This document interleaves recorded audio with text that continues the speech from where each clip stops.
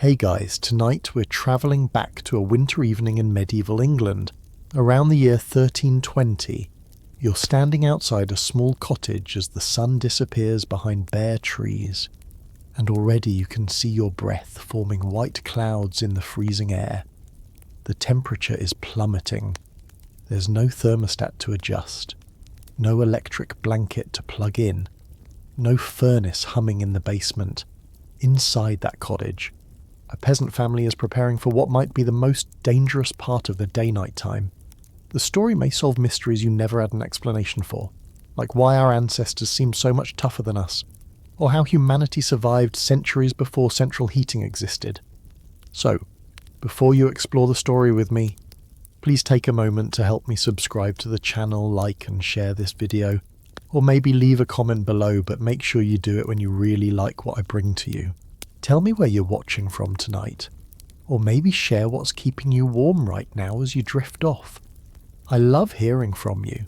Now, let's keep the lights as soft as possible. Turn on the fan for a gentle sound to help the story feel more emotional, and let's embark on tonight's journey together. You push open the rough wooden door and step inside. The cottage is dim, just one flickering flame from the central hearth providing light. Your eyes adjust slowly. The room smells of smoke, damp straw, and something cooking in an iron pot. This single room, maybe 15 feet by 20 feet, is home to 7 people: a mother, father, 4 children, and a grandmother who sits closest to the fire, her gnarled hands extended toward the flames. In the corner, separated by nothing more than a low wicker fence, a cow shifts its weight and exhales a steamy breath into the cold air. November has arrived, and with it comes the reality that winter is no longer a distant threat. It's here. For the next 4, sometimes 5 months, your family will wage a nightly battle against cold that can literally kill.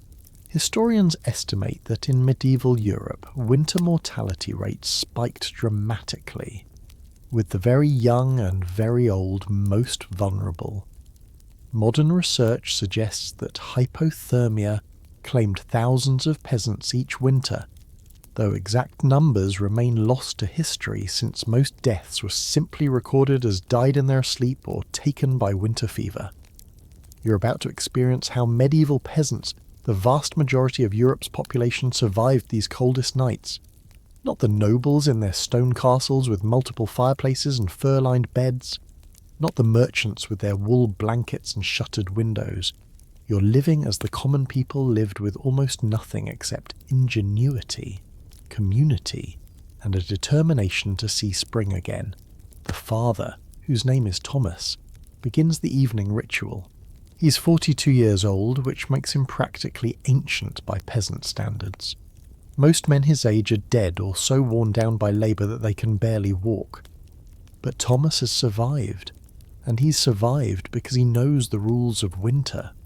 He moves to the door and checks the leather hinges, making sure it's properly closed. Even the smallest gap can let in a draught that steals precious warmth. The door itself is made of rough oak planks, thick but poorly fitted. You can see slivers of darkening sky through the cracks. His wife, Margaret, is stirring the pot over the fire. Inside is pottage, a thick stew of whatever vegetables didn't rot in storage, some barley, and if they're lucky, a bit of salted pork. The steam rising from the pot adds a tiny amount of moisture to the air, which actually helps the room feel less brutally dry. Medieval peasants didn't understand humidity in scientific terms, but they knew that cooking inside made the cold feel less sharp against their skin. The children range from 3 to 14 years old. The oldest, a boy named John, is adding another piece of wood to the fire, but carefully. So carefully. Firewood is precious. The family has a small pile stacked against one wall, gathered laboriously over autumn months from the forest where they are allowed to collect fallen branches. The local lord owns the forest, of course, and cutting down living trees without permission means punishment, possibly even hanging. So the family survives on dead fallen brush, which burns quickly and provides less heat than the hardwood logs. Here's something that might surprise you: that fire in the centre of the room has probably been burning continuously since last spring. Not the same logs, obviously, but the same fire kept alive through careful banking of coals each night, then rekindled each morning. Letting a fire go completely cold meant the laborious process of restarting it, usually by striking flint against steel to create sparks that would catch on charcloth. It could take 15 minutes or longer, and in deep winter, those 15 minutes with no fire could mean frozen fingers and dangerous cold settling into the cottage. The grandmother, whose name no one remembers to tell you, begins to cough. It's a wet, rattling sound that makes everyone glance her way with worry. Respiratory illnesses killed more people in medieval winters than freezing did. The smoke-filled cottage, the damp conditions, the lack of proper nutrition all created perfect conditions for pneumonia and bronchitis. Historians still argue whether medieval peasants had stronger immune systems due to constant exposure to pathogens, or whether they simply died in such great numbers that we only remember the survivors. But tonight, grandmother is still here, still coughing, still holding her hands toward the flames. Margaret ladles out portions of pottage into wooden bowls. There are only 4 bowls, so the family eats in shifts, the working adults and oldest children first, then the younger ones. Everyone uses the same spoon, a battered wooden implement worn smooth by years of use. The food is hot, almost burning your tongue, and you realise that's intentional. The heat of the meal will warm you from the inside, raising your core body temperature before the long, cold night ahead. As you eat, you notice the walls. They're made of wattle and daub, a framework of woven wooden strips plastered over with a mixture of mud, clay, straw, and sometimes animal dung. The daub has cracked in places, and you can see where Margaret has pushed fresh moss into the gaps, trying to seal them against winter wind. It's a constant battle. The cottage breathes and shifts with the seasons, and winter always finds new ways inside. The floor beneath your feet is simply packed earth. No wooden planks, no stone, just dirt that's been walked on for so many years it's become almost as hard as concrete. In summer, this floor is dusty and relatively comfortable. In winter, it's bone-achingly cold, seeming to suck warmth right through your thin leather shoes. Some peasants spread extra straw on the floor during winter, creating a thin barrier between their feet and the frozen ground below. Outside, you hear wind beginning to pick up, whistling through the thatched roof above. That roof is another marvel of peasant engineering: bundles of dried reeds and straw, layered so thickly that when properly maintained, they actually shed rain quite effectively, but they also provide insulation, trapping air in thousands of tiny pockets. A well-thatched roof might be 2 feet thick. The problem is maintenance. Thatch rots, attracts vermin, and needs replacing every 15 to 20 years. Thomas's roof is about 12 years old, and there are spots where you can see stars beginning to appear through worn patches. You run your hand along the interior wall and feel the texture of the daub rough. Slightly damp, cold to the touch, this mixture of mud, clay, straw, and dung has been plastered over the wattle framework. And when it dried, it created something surprisingly effective: a thick barrier that blocks wind while still allowing the cottage to breathe just enough to prevent dangerous moisture buildup. Medieval peasants didn't understand the science of vapour barriers or thermal mass, but through generations of trial and error, they'd stumbled onto principles that modern builders still use. The wattle itself, those woven strips of willow or hazel branches, creates a lattice that gives the daub something to grip. You can see where Thomas or his father before him spent days weaving fresh branches in and out, creating a basket-work wall. It's flexible, which matters more than you'd think. The cottage settles and shifts with seasonal changes, and rigid walls would crack apart. This woven structure gives just enough to survive winter's contraction and summer's expansion. Here's a quirky detail most people never learn. Some peasants deliberately left small gaps near the roof peak to let smoke escape. But others actually preferred a smokier interior because the smoke helped cure meat hanging from the rafters, and believe it or not, might have deterred some insects and vermin. You look up and see blackened beams above, covered in decades of soot. Hanging from those beams are bundles of dried herbs, onions braided together, and what looks like a side of bacon wrapped in cloth. The smoke curls up and eventually finds its way out through the thatch, but not before coating everything in a fine layer of residue.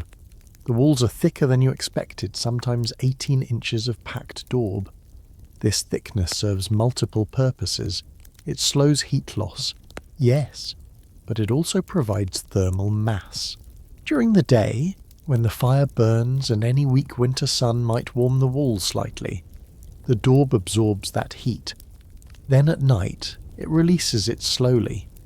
The effect isn't dramatic, this isn't a modern insulated house, but it might mean the difference between the interior being 35 degrees or 40 degrees Fahrenheit when the fire burns low.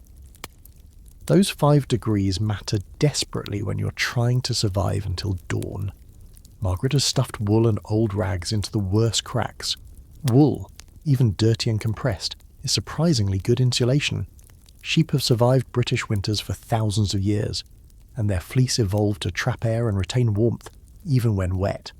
The peasants knew this instinctively. Any bit of wool too worn for clothing, too matted for spinning got pushed into gaps, laid over the worst spots in the roof, or spread across the single small window opening. That window is another fascinating detail. It's just a hole in the wall, maybe 10 inches square, with a wooden shutter on the inside. There's no glass windows are for churches and manor houses, far beyond what a peasant family could ever afford. During winter, that shutter stays closed almost constantly. The family lives in near darkness for months, with only firelight to see by. When the shutter is open on less brutal days, the opening lets in light but also serves as a smoke vent. Historians still argue whether the health benefits of smoke escaping outweighed the heat loss from an open window, or whether peasants simply made the best compromise they could. The doorframe is another weak point in the cottage's defences against cold. You examine it closely and see that Thomas has hung a piece of old cloth, maybe a worn-out tunic, across the inside of the door. It creates a second barrier, a dead air space between the cloth and the door itself. Dead air is one of nature's best insulators, though medieval peasants only knew it worked, not why. Modern scientists understand that still air conducts heat poorly. It's the principle behind double-pane windows and puffy winter coats. Thomas's cloth hanging is medieval double glazing. The roof structure reveals itself as your eyes adjust to the dimness. There are no flat ceilings, just the underside of the thatch supported by rough wooden beams. This means the cottage has significant vertical space, perhaps 12 feet from floor to the highest point of the roof peak. That vertical space is actually a liability in winter. Hot air rises, so the warmest air in the cottage floats uselessly up near the thatch, while the family huddles in the colder air below. Some peasant cottages had a sort of loft area where children might sleep in summer, but in winter, nobody slept up there. It was simply too cold, too far from the fire's warmth. You notice something odd: the walls aren't straight. They bulge slightly outward in places, sag inward in others. This cottage has been here for perhaps 40 years, built by Thomas's father or grandfather. Each year it settles a bit more, shifts with the freezing and thawing of the ground beneath. The doorframe is no longer quite square. The roof peak lists slightly to one side, but the cottage still stands, still provides shelter, because its construction method is forgiving. Mud and wattle don't require perfect precision the way mortared stone does. In one corner, you spot something that makes you smile or maybe grimace. There's a pile of dried cow dung, neatly stacked. It's not just waste waiting to be removed, it's fuel. When wood becomes scarce late in winter, When the carefully hoarded pile has dwindled to almost nothing, Thomas will burn dried dung. It doesn't burn as hot as wood and produces a distinctive smell, but it produces heat, and heat is survival. Peasants across medieval Europe burned dried dung, peat, gorse, heather, anything combustible. Beggars couldn't be choosers, especially when the alternative was freezing. The cottage's location matters too, though you can't see it from inside. Thomas's family cottage is built into a slight hillside, with earth bermed up against the northern wall. That earth provides additional insulation and blocks the worst of the north winds. Medieval peasants often position their cottages with surprising sophistication doorways facing south or east to catch whatever winter sun might appear. The back wall to the prevailing wind. Natural windbreaks like hedges or other buildings nearby. They couldn't control much about their lives, but they controlled this. Here's a mainstream historical fact that's worth remembering. Most medieval peasant cottages didn't last more than a generation or two. The materials were organic and degraded, thatch rotted, wattle weakened, daub crumbled. A cottage was constantly being repaired, patched, rebuilt section by section. The cottage you're standing in now will probably be completely replaced within 30 years. This isn't poor craftsmanship, it's the reality of building with materials from nature, materials that return to nature. The cow in the corner shifts again, and you're reminded that this cottage serves multiple purposes. It's house, barn, kitchen, bedroom, workshop, and storage area all in one. There's no separation of functions, no privacy, no specialised rooms. The architectural philosophy is simple: minimise the space that needs heating. Every cubic foot of interior space requires precious fuel to warm, so everything and everyone packs into this one room, creating what's essentially a survival pod against winter's assault. Margaret finishes eating and begins the next task, checking the bedding. In the dimmest corner, farthest from the door but still within the fire's influence, there's a raised sleeping platform. It's just rough planks laid across stones, lifting the sleeping area perhaps 8 inches off the frozen floor. That 8-inch gap is crucial. Cold air sinks, and the floor is the coldest part of the cottage. Sleeping directly on it would drain body heat all night, so the family sleeps on this platform, all 7 of them, plus whatever blankets, cloaks and straw they can pile on top of it. You're beginning to understand that this cottage isn't a house in the modern sense. It's more like a carefully engineered microclimate, a bubble of slightly less cold air maintained at enormous effort, a fragile barrier between the family and a winter that would kill them in hours if they were exposed to it directly. Every element, walls, roof, door, fire, even the cow plays a role in keeping that microclimate viable. Remove any one element, and the whole system becomes more fragile. You settle onto the floor near the hearth, feeling its heat on your face while your back remains cold. The fire is the absolute centre of everything, more important than any person, more valuable than any possession. This isn't exaggeration or poetry. A family's fire, kept burning continuously through winter months, represents the difference between survival and death so fundamentally that medieval peasants developed elaborate rituals and superstitions around it. Thomas kneels beside the hearth and carefully arranges the burning logs. The hearth itself is simply a circle of stones set into the dirt floor, with no chimney above it.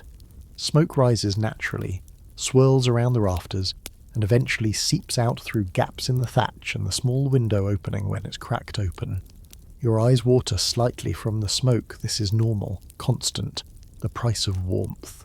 Medieval peasants often suffered from respiratory problems and eye irritation. Direct results of living in smoke-filled spaces for months at a time. The fire burns oak tonight, a good dense hardwood that Thomas salvaged from a fallen branch. Oak produces excellent coals that hold heat for hours. He's banking the fire now, a process you watch with fascination. He's not adding more wood to make it blaze higher. Instead, he's arranging the burning logs so they'll burn slowly, conserving fuel while producing steady heat. around the logs, he carefully places the coals glowing red chunks of partially burned wood that radiate heat without flame. Here's what makes this so critical when the family goes to sleep. This fire cannot be allowed to die completely. Starting a fire from nothing in medieval times was difficult, time-consuming, and not always successful. Thomas owns a piece of flint and a steel striker, precious possessions passed down from his father. To start a fire, he would strike the steel against the flint repeatedly, creating sparks that hopefully land on charcloth. A piece of fabric that's been partially burned and will catch a spark. Then he'd carefully transfer the glowing charcloth to a bundle of very dry tinderbark shavings, dried grass, whatever catches easily. He'd blow gently, nursing the tiny ember into a flame, then feed it with increasingly larger twigs until he could add actual firewood. The whole process might take 15 or 20 minutes, assuming everything goes perfectly. If the charcloth is damp, if the tinder won't catch, if the wind blows wrong, it could take much longer or fail entirely. So the alternative strategy, practiced by virtually every peasant household, was to never let the fire die. Keep it burning low, keep coals alive, and each morning rebuild from those living embers. Margaret brings over a bucket of ashes from the edge of the hearth. This seems counterintuitive until you see what Thomas does with them. He begins spooning ashes over the arranged coals, burying them like treasure. The ash layer insulates the coals, slowing their consumption of oxygen, making them burn incredibly slowly. Done correctly, coals buried in ash can stay alive for 8 to 10 hours, more than enough time for the family to sleep and wake. Come morning, Thomas will carefully brush away the ash, expose the still glowing coals, add kindling, and coax the fire back to life within minutes.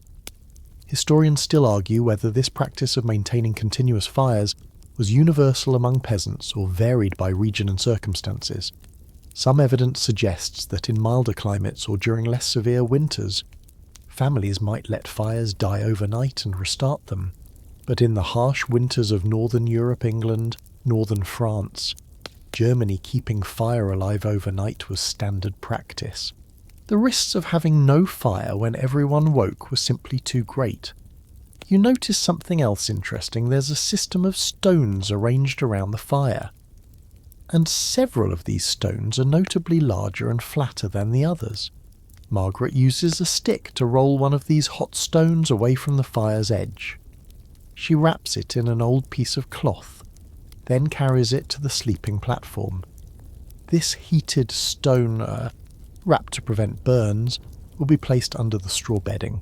It's a medieval hot water bottle, essentially a thermal mass that absorbed heat during the evening and will slowly release it through the night. Some families had several of these stones, creating warm spots in the bed for children or elders. Here's a quirky detail: some medieval households kept special fire dogs, or fire cats, animals whose specific job was to lie by the hearth and could be counted on to alert the family if something went wrong with the fire.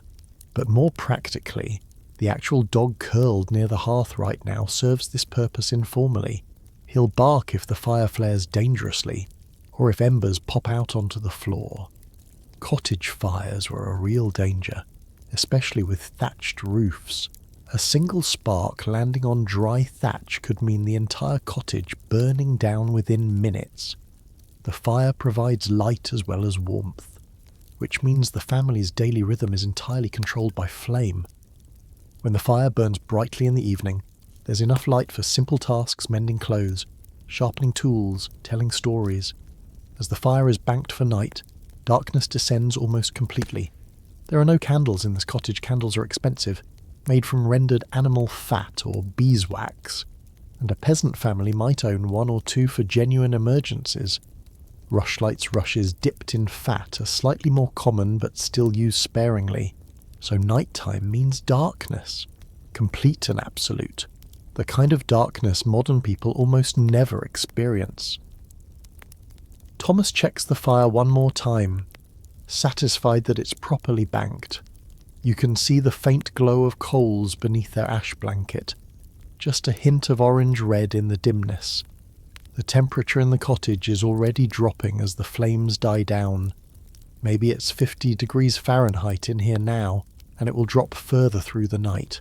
Outside, the temperature might fall to 20 degrees or lower. That 30-degree difference is what the cottage's construction and the fire's heat provide, not comfort. Exactly, but survivability. There's also a psychological element to the fire that's harder to measure but no less real. That glow in the darkness represents hope, continuity, life itself. Medieval peasants told stories about fires that had burned in family hearths for generations. Flames passed from father to son, mother to daughter, an unbroken chain of warmth stretching back to their grandparents' grandparents. Whether these stories were literally true or mythical, exaggerations doesn't really matter. What matters is what this represented: resilience, survival, the refusal to let the cold and dark win. You watch as John, the oldest boy, carries in one more armload of firewood from outside and stacks it carefully against the wall. This is tomorrow's fuel, brought in tonight so it can dry slightly and warm slightly before burning. Wet or frozen wood burns poorly, produces more smoke, provides less heat. Everything in this cottage is thought through. Every action serves survival. There's no wasted effort, no casual comfort. Every calorie of food, every stick of firewood, every moment of warmth is precious. The fire's smoke continues its lazy curl upward. You've grown more accustomed to it, though your eyes still sting a bit. Medieval peasants lived their entire lives in smoky environments and probably developed some tolerance, though it certainly damaged their lungs over time. The smoke also served purposes beyond its primary role as a byproduct of combustion. It discouraged insects, preserved food hanging from the rafters, and even provided a kind of antiseptic effect, killing some airborne pathogens. Not that peasants understood germ theory, but they observed that smoky houses sometimes seemed healthier than well-ventilated ones. As the evening deepens and the family prepares for sleep, the fire remains the glowing heart of the cottage. It's not just a heat source or a light source. It's the centre of family life, the gathering place, the altar to survival. Medieval churches might have their eternal flames, but peasant cottages had something more fundamental: the fire that simply could not be allowed to die. Because if it did, the cold might win. Margaret moves to the sleeping platform and begins the process of preparing the family bed. You watch her pull armfuls of straw from a pile in the corner, spreading it across the wooden planks. This isn't fresh, golden wheat straw like you might imagine. It's been used for weeks already, compressed by sleeping bodies, stained with sweat and other fluids, mixed with bits of broken stems and dust. But it's still functional, still capable of providing a crucial layer of insulation between cold wood and warm bodies.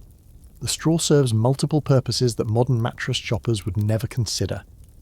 First, it traps air thousands of tiny pockets between the stems where body heat can warm the air and that warmth can be retained. Second, it provides padding, turning hard planks into something slightly more bearable. Third, and perhaps most importantly, it creates distance. The more material between your body and the cold surface beneath, the slower heat drains away from you. Medieval peasants didn't understand thermodynamics, but they understood that sleeping directly on wooden planks left you aching and frozen by morning. Margaret spreads the straw about 8 inches thick, pushing it into an even layer. Then she adds rushes on top long, dried reeds gathered from the marshland at the edge of the village. Rushes are slightly softer than straw, slightly more flexible, and they add another few inches of insulation. The combination of straw and rushes creates what historians sometimes call a medieval mattress, though that term is almost laughably generous for what's essentially a pile of dried plant matter. Here's a mainstream historical fact worth knowing.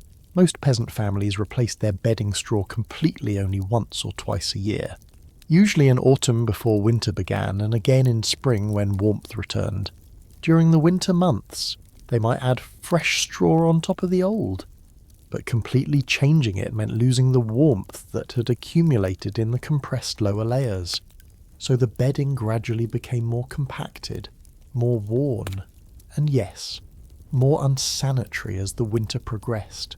Lice, fleas, and other vermin lived in the straw, and families simply accepted this as unavoidable. On top of the rushes, Margaret spreads 2 blankets. Calling the blankets is generous, they're more like large pieces of rough wool cloth, woven on a simple loom probably by Margaret herself or traded from a neighbour. The wool is coarse, scratchy, unwashed, and still contains much of its natural lanolin. That lanolin, the oily secretion from sheep's skin, actually helps the wool repel moisture and provides additional warmth. These blankets represent months of labour shearing sheep, cleaning wool, spinning thread, weaving cloth. A peasant family might own 3 or 4 such blankets total, and they are among the family's most valuable possessions. Now comes the interesting part. The sleeping arrangement isn't what you might expect. Margaret arranges the blankets so that one covers the bottom of the straw pile and will be lain upon, while the others will cover the family from above. But there's a specific system to who sleeps where. Thomas and Margaret will sleep in the middle of the platform. On either side of them, the children will arrange themselves by age and size. With the youngest closest to the parents' bodies, the grandmother will sleep on the end nearest the fire, where it's warmest. This arrangement isn't random or arbitrary. It's thermal engineering mastered through generations of cold nights. The parents, with their larger adult bodies, generate more heat than children. By placing children beside and partially on top of them, that heat is shared. The smallest children, who lose heat fastest due to their higher surface area to volume ratio, sleep where they can press against their parents' bodies most completely.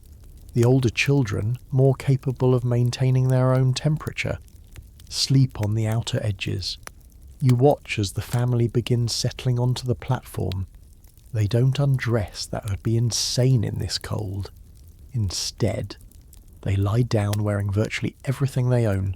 Thomas keeps on his wool tunic, his rough linen undershirt, his wool leggings, even his leather belt. Margaret wears her long wool dress, her underdress, her head covering. The children are similarly layered. The only items removed are shoes, which are carefully placed near the fire where they'll dry and warm slightly for morning. Here's where it gets even more interesting. The family doesn't spread out across the platform.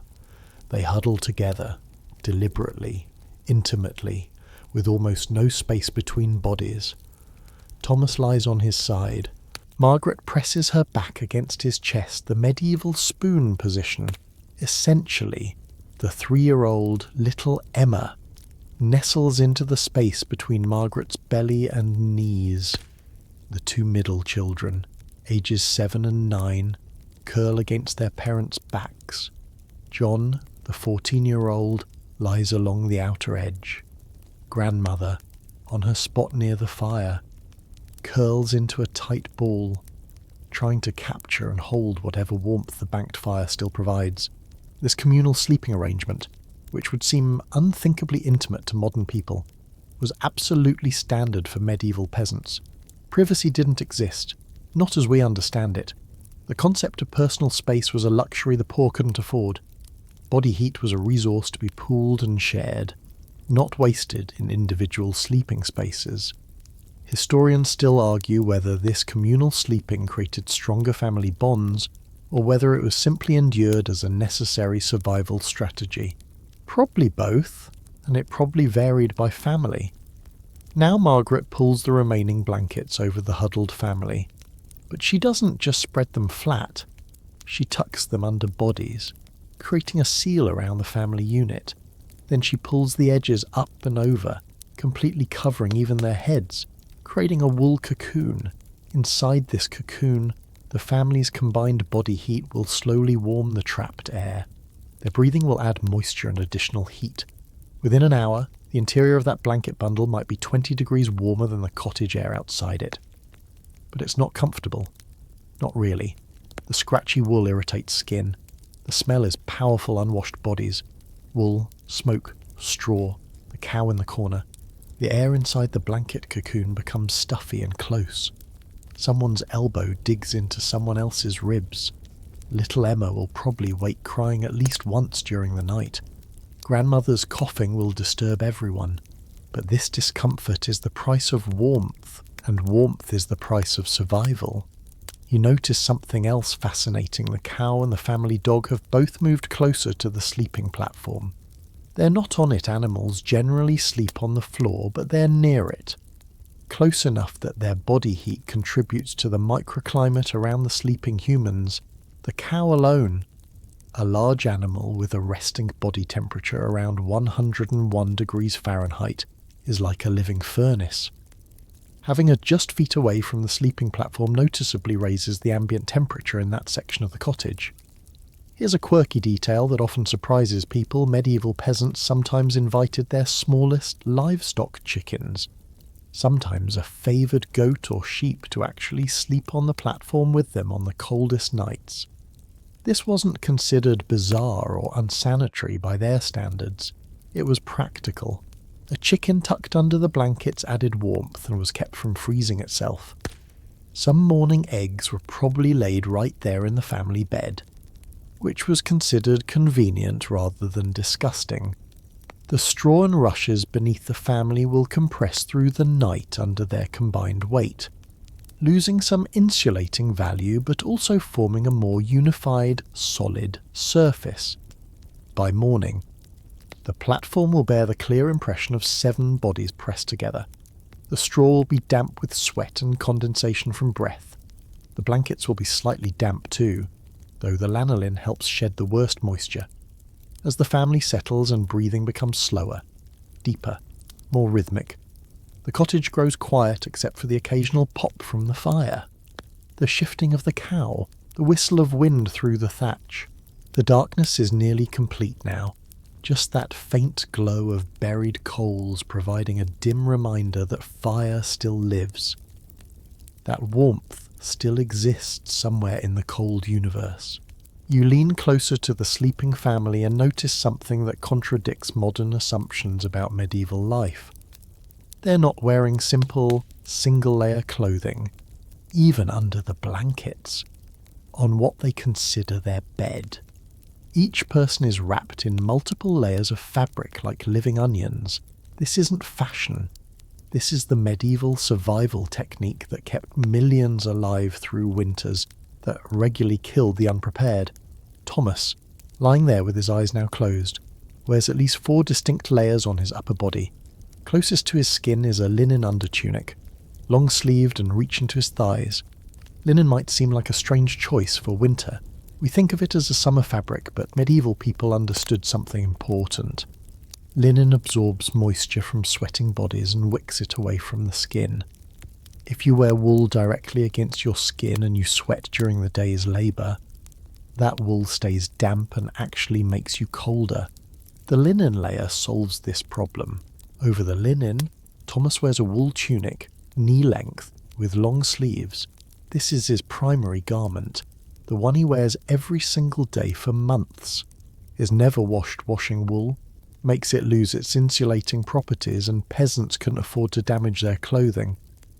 So the tunic bears months or years of sweat, stains, dirt and wear.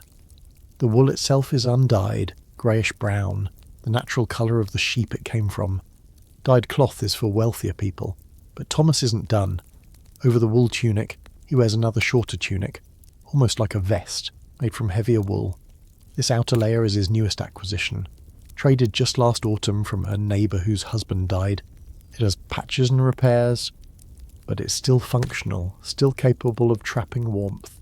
And finally, though he's removed it for sleeping, during the day Thomas wears a cloak, a large semicircular piece of wool cloth that drapes over his shoulders and can be pulled tight around his body.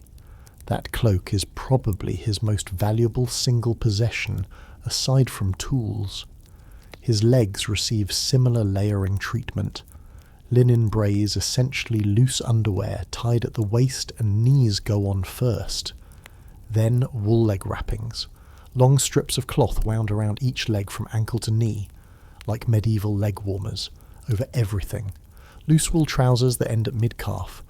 The leg wrappings are crucial, they're adjustable, can be tightened as they stretch, can be rewrapped if they shift during work, and they trap warm air against the legs while allowing freedom of movement. Margaret's layering system is equally elaborate but different.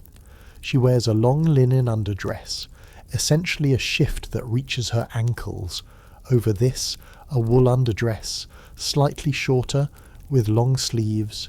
Then her main wool dress, the outer garment, with three-quarter sleeves that allow the inner sleeves to extend beyond.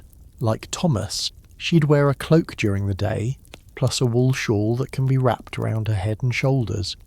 Even in bed, she keeps her head covering on a linen cloth wrapped around her hair and tied under her chin. Here's why the head covering matters more than you might think. Humans lose tremendous amounts of heat through their heads. Medieval people didn't know the exact physiology, but they observed that keeping heads covered made people warmer. So virtually everyone, male and female, adult and child, wore head coverings day and night during winter. Thomas wears a simple wool cap that he keeps on even while sleeping. The children all have similar head coverings, some just pieces of cloth tied around their heads. The children's clothing follows the same layering principle in miniature. Even 3-year-old Emma wears a linen shift, a wool dress over it, and would have a small cloak for daytime. The problem with children's clothing is that children grow.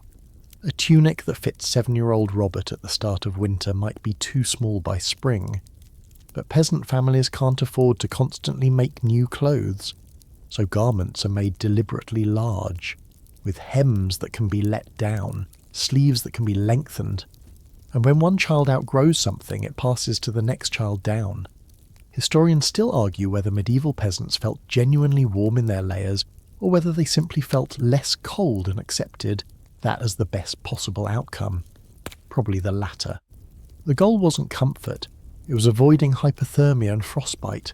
If your fingers and toes still function by morning, if you could work despite the cold, then your clothing had succeeded. Here's a quirky detail about medieval clothing that often gets overlooked: natural wool, especially unwashed wool that retains its lanolin, actually remains somewhat insulating even when damp. Modern synthetic fabrics often lose all insulating value when wet, which is why hypothermia happens so quickly to hikers who fall in streams. But a medieval peasant caught in freezing rain, wearing wool, still had some protection. The wool might be heavy, uncomfortable, and slow to dry, but it didn't become completely useless. This property of wool, probably not fully understood by medieval people, but definitely appreciated, saved countless lives. The family also employs a trick with their clothing that shows remarkable practical wisdom. Before sleeping, Margaret makes sure everyone's outer layers are arranged so they overlap their inner layers. Thomas's outer tunic is pulled down to overlap the top of his trousers, eliminating gaps. Margaret's dresses overlap each other. The children's garments are similarly adjusted. Any gap in clothing becomes a thermal leak, a place where precious body heat escapes and cold air sneaks in. So clothing is arranged, adjusted, tucked, and layered with careful attention. Footwear deserves special mention. During the day, Thomas wears simple leather shoes, not boots, just basic shoes with thin leather soles. They're not waterproof. They're barely adequate even for autumn weather. For winter, he stuffed them with extra cloth and straw, trying to add insulation between his feet and the frozen ground. He also wraps his feet in extra cloth before putting on the shoes, creating a crude sock. At night, these shoes sit near the fire, and Thomas sleeps with cloth-wrapped feet tucked as close to his body's core as possible. The wealthier peasants in the village might own actual wool stockings, knitted by hand over countless winter evenings. Thomas's family doesn't have these. Stockings are aspirational items, things Margaret dreams of making if she ever finds time and extra wool. For now, cloth wrappings and hope suffice. Several of the children have chilblains, painful inflammation caused by repeated exposure to cold and moisture. Their toes are perpetually reddish-purple during winter, aching and itching, but chilblains are just accepted as part of life.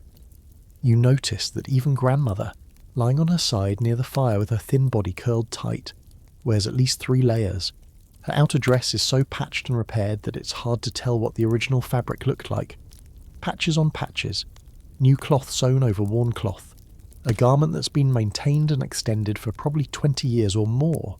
When she dies, which given her cough might be before spring, her clothing will be immediately claimed by Margaret or one of the older children. Nothing is wasted. A dress that's been worn by 3 generations isn't unusual. The layering principle extends beyond just the number of garments. It's also about how they fit. Medieval peasant clothing is deliberately loose, not fitted. Loose clothing traps more air between layers, and trapped air is insulation. Tight clothing, pressed against skin, allows heat to escape more easily, so tunics hang loose. Trousers are baggy, cloaks drape rather than wrap snugly. This creates a bubble of warm air around the body not heated to comfort, but warmed by body heat to something less brutal than the ambient temperature. There's also a psychological element to the layering. Putting on each layer in the morning is an act of armour donning, preparing for battle against the cold. Removing layers at night, or rather, not removing them, just loosening them slightly is an acknowledgement that the battle continues even in sleep. The clothing isn't just fabric, it's the difference between life and death, as essential as food or shelter.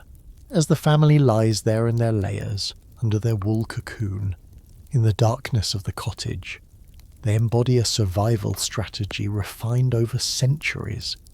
They're not comfortable, they're probably not even fully warm, but they're warm enough. Their layered clothing, combined with the straw beneath them, the blankets above them, and each other's body heat, creates a micro-environment where survival is possible. And in medieval winter, possible is all you can hope for. The cow shifts her weight again, and you're reminded of something that medieval people understood with crystal clarity. Animals are furnaces. That cow, standing placidly in her corner of the cottage, separated from the human sleeping area by only a low wicker barrier, is producing heat constantly. Her resting body temperature hovers around 101 degrees Fahrenheit, several degrees warmer than the human sleeping nearby. Her large body mass means she radiates significant heat into the cottage air. On the coldest nights, that cow might contribute as much warmth to the cottage interior as the banked fire does. This isn't accidental. Medieval peasants deliberately brought livestock indoors during winter, and the practice was so common that cottage architecture incorporated it from the beginning. The slightly lower area where the cow stands has its own small door just large enough for the animal to enter and exit, too small to admit much cold air when open briefly. During summer, the cow lives outside, grazing in common fields, but from November through March, she's a resident, a member of the household, a living heater that happens to also produce milk and eventually calves. The cow's name, if Thomas's family bothered to name her, might be something simple like Brownie or Bess. She's not a pet exactly, though the children have certainly formed attachments. She's livestock, an economic asset, but she's also survival equipment. Her milk provides crucial protein and fat during winter months when other food is scarce. Her body warmth keeps the cottage marginally more habitable. Her dung will be dried and burned as fuel or spread on fields as fertilizer, and if times become truly desperate, she could be slaughtered for meat, though that would mean losing all her future benefits. You notice the cow has her own bedding, a thick layer of straw on the packed earth floor. This serves multiple purposes. It insulates her body from the cold ground, keeping her warmer and healthier. It absorbs her waste, which she produces continuously, and that waste, mixing with straw, actually generates additional heat through decomposition. It's not dramatic heat, but over weeks and months, The composting process in the cow's bedding area adds a few degrees to the cottage's ambient temperature. Medieval peasants probably didn't understand the chemistry of decomposition, but they observed that bedded animals made cottages warmer. Here's a mainstream historical fact in some regions of medieval Europe, especially Scandinavia and northern Germany. Families built dedicated areas called byre dwellings, where humans and animals shared space even more intimately than in Thomas's cottage. In these structures, animals occupied one end and humans the other, with only a partial wall between. The shared body heat from multiple cows, sheep, or goats could raise interior temperatures by 10 or 15 degrees compared to a cottage with no animals. The dog, curled near the fire, serves a different but equally important role. Dogs don't produce as much heat as cows, they're much smaller, but a large dog is still a warm body, and medieval peasants often slept with dogs for warmth. The term three-dog night, referring to a night so cold you need 3 dogs sleeping beside you to survive, comes from this practice. Thomas's family has only 1 dog, a shaggy mutt of uncertain breeding, but on the coldest nights, that dog might be invited onto the sleeping platform to nestle among the children. The dog also serves practical purposes beyond warmth. He alerts the family to predators, scavengers, or human intruders during the night. Wolves aren't common in this part of England anymore, but they're not completely gone either, and there are certainly foxes that might try to steal chickens. More likely threats are rats, which are constant problems in any medieval dwelling. The dog's presence discourages the worst of the rodent intrusion, though certainly doesn't eliminate it. Beyond the cow and dog, Thomas's family keeps chickens, though these aren't in the cottage tonight. They roost in a small lean-to attached to the cottage's exterior wall, but on the very coldest nights when water freezes solid and animals can die from exposure, Margaret will bring the chickens inside, stuffing them into a basket or wooden crate near the fire. Chickens don't produce much individual heat, but 6 or 7 chickens clustered together create a small warm spot, and more importantly, they stay alive to produce eggs in the morning. Here's a quirky detail about medieval chicken-keeping peasants observed that chickens roosting in smoky environments seemed to have fewer parasites than chickens kept in well-ventilated coops. They didn't know that smoke actually repels and kills some mites and lice, but they noticed the pattern and took advantage of it. So the smoke that makes your eyes water is actually providing livestock benefits as well as food preservation. Some peasant families kept goats instead of, or in addition to cows. Goats are smaller, eat less, and produce less milk, but they're hardier and can survive on rougher forage. A goat sleeping in the cottage provides less heat than a cow, but still contributes. Pigs, too, were sometimes winter cottage residents. Though pigs are harder to manage indoors, they're smart, strong, and destructive. Thomas's family doesn't have a pig this year, though they hope to acquire a piglet next spring. The arrangement of animals within the cottage isn't random. The cow stands in the corner farthest from the door, which is also the warmest spot aside from right next to the fire. This keeps her comfortable and healthy, which in turn keeps her producing milk. The dog sleeps near the fire where he can alert the family to problems and also enjoy maximum warmth as a reward for his services. If chickens were inside, they'd be in a crate between the fire and the sleeping platform, protected but not so close to the fire that they might panic and cause chaos. You watch the cow's breath create small clouds of steam in the cold cottage air. Each exhalation is warm, humid, carrying heat from her lungs into the environment. Multiply that by hundreds of breaths per hour, and the cow is functioning as a crude humidifier and heater combined. The additional humidity has both benefits and drawbacks. It makes the cold feel slightly less harsh, and helps prevent the dangerous dryness that can crack skin and lips. But it also contributes to the general dampness of the cottage, which can promote mould and rot in the structure itself. Historians still argue whether keeping livestock indoors created more health problems than it solved. Certainly. The practice increased exposure to animal diseases, parasites, and waste. Zoonotic diseases, those that jump from animals to humans, had more opportunities to spread. The cottage air quality was objectively terrible by modern standards, but the warmth benefit was undeniable. And for peasants with no other heating options, the trade-off seemed worthwhile. The relationship between medieval peasants and their livestock was complex and unsentimental. These weren't pets. The cow would eventually be sold or slaughtered when she stopped producing milk reliably. The dog earned his keep through work, not affection, though certainly some affection developed. The chickens existed only for eggs and eventual meat, but during winter nights, when cold was the enemy and warmth was survival, these animals became temporary family members, sharing space and breath and heat in the darkness. You realise something profound watching the cow and the sleeping family. Medieval poverty meant the complete absence of barriers between human and animal life.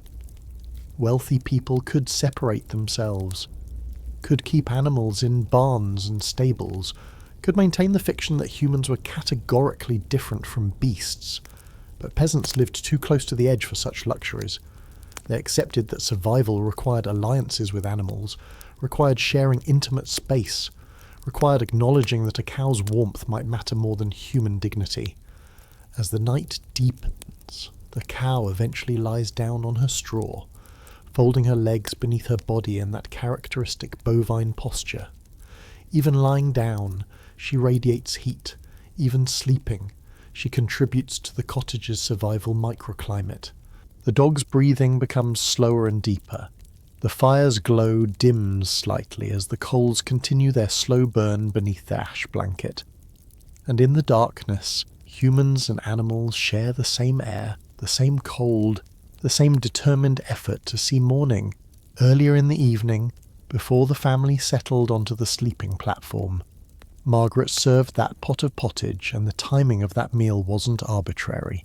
You're watching a deliberate survival strategy that medieval peasants understood, instinctively eating hot food before sleep raises your core body temperature, giving you a thermal advantage that lasts for hours.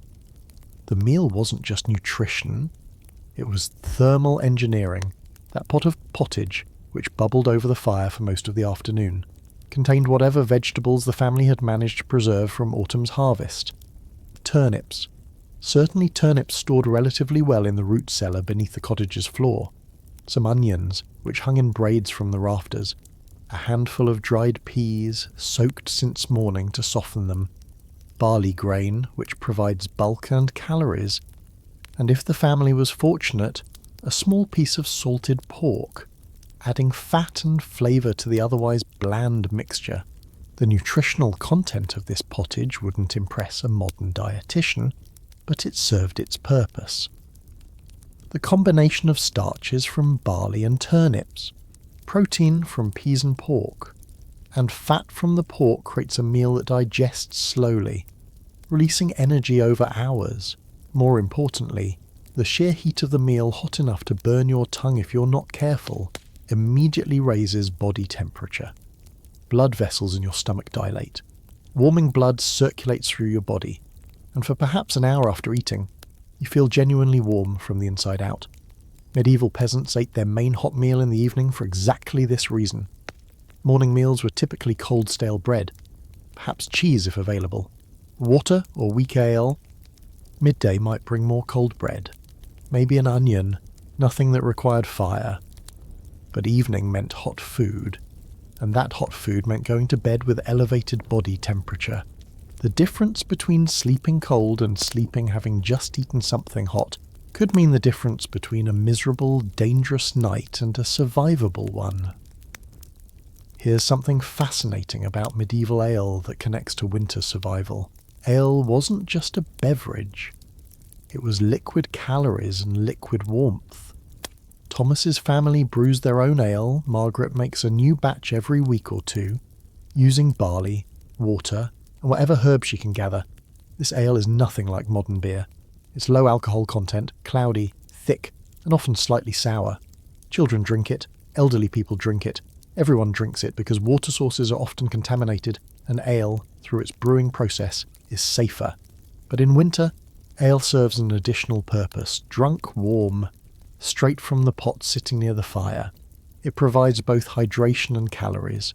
A wooden cup of warm ale before sleep adds heat to your core, helps you relax, and the mild alcohol content promotes drowsiness. Margaret makes sure everyone, even little Emma, has at least a few sips of warm ale after finishing their pottage. It's not about intoxication. The alcohol content is perhaps 2 or 3%. It's about thermal advantage.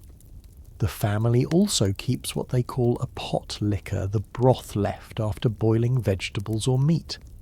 This liquid, rich with dissolved nutrients and fat, is precious. Nothing is discarded. If there's broth left after the pottage is eaten, it goes back into the pot for tomorrow's meal. If there's too much to save, family members soak bread in it and eat it immediately. The warmth of the liquid, the calories it contains, the fat floating on its surface all contribute to survival. Here's a quirky detail about medieval bread. Peasant bread was often so hard and stale that it was nearly inedible unless soaked in liquid. This wasn't a flaw but a feature.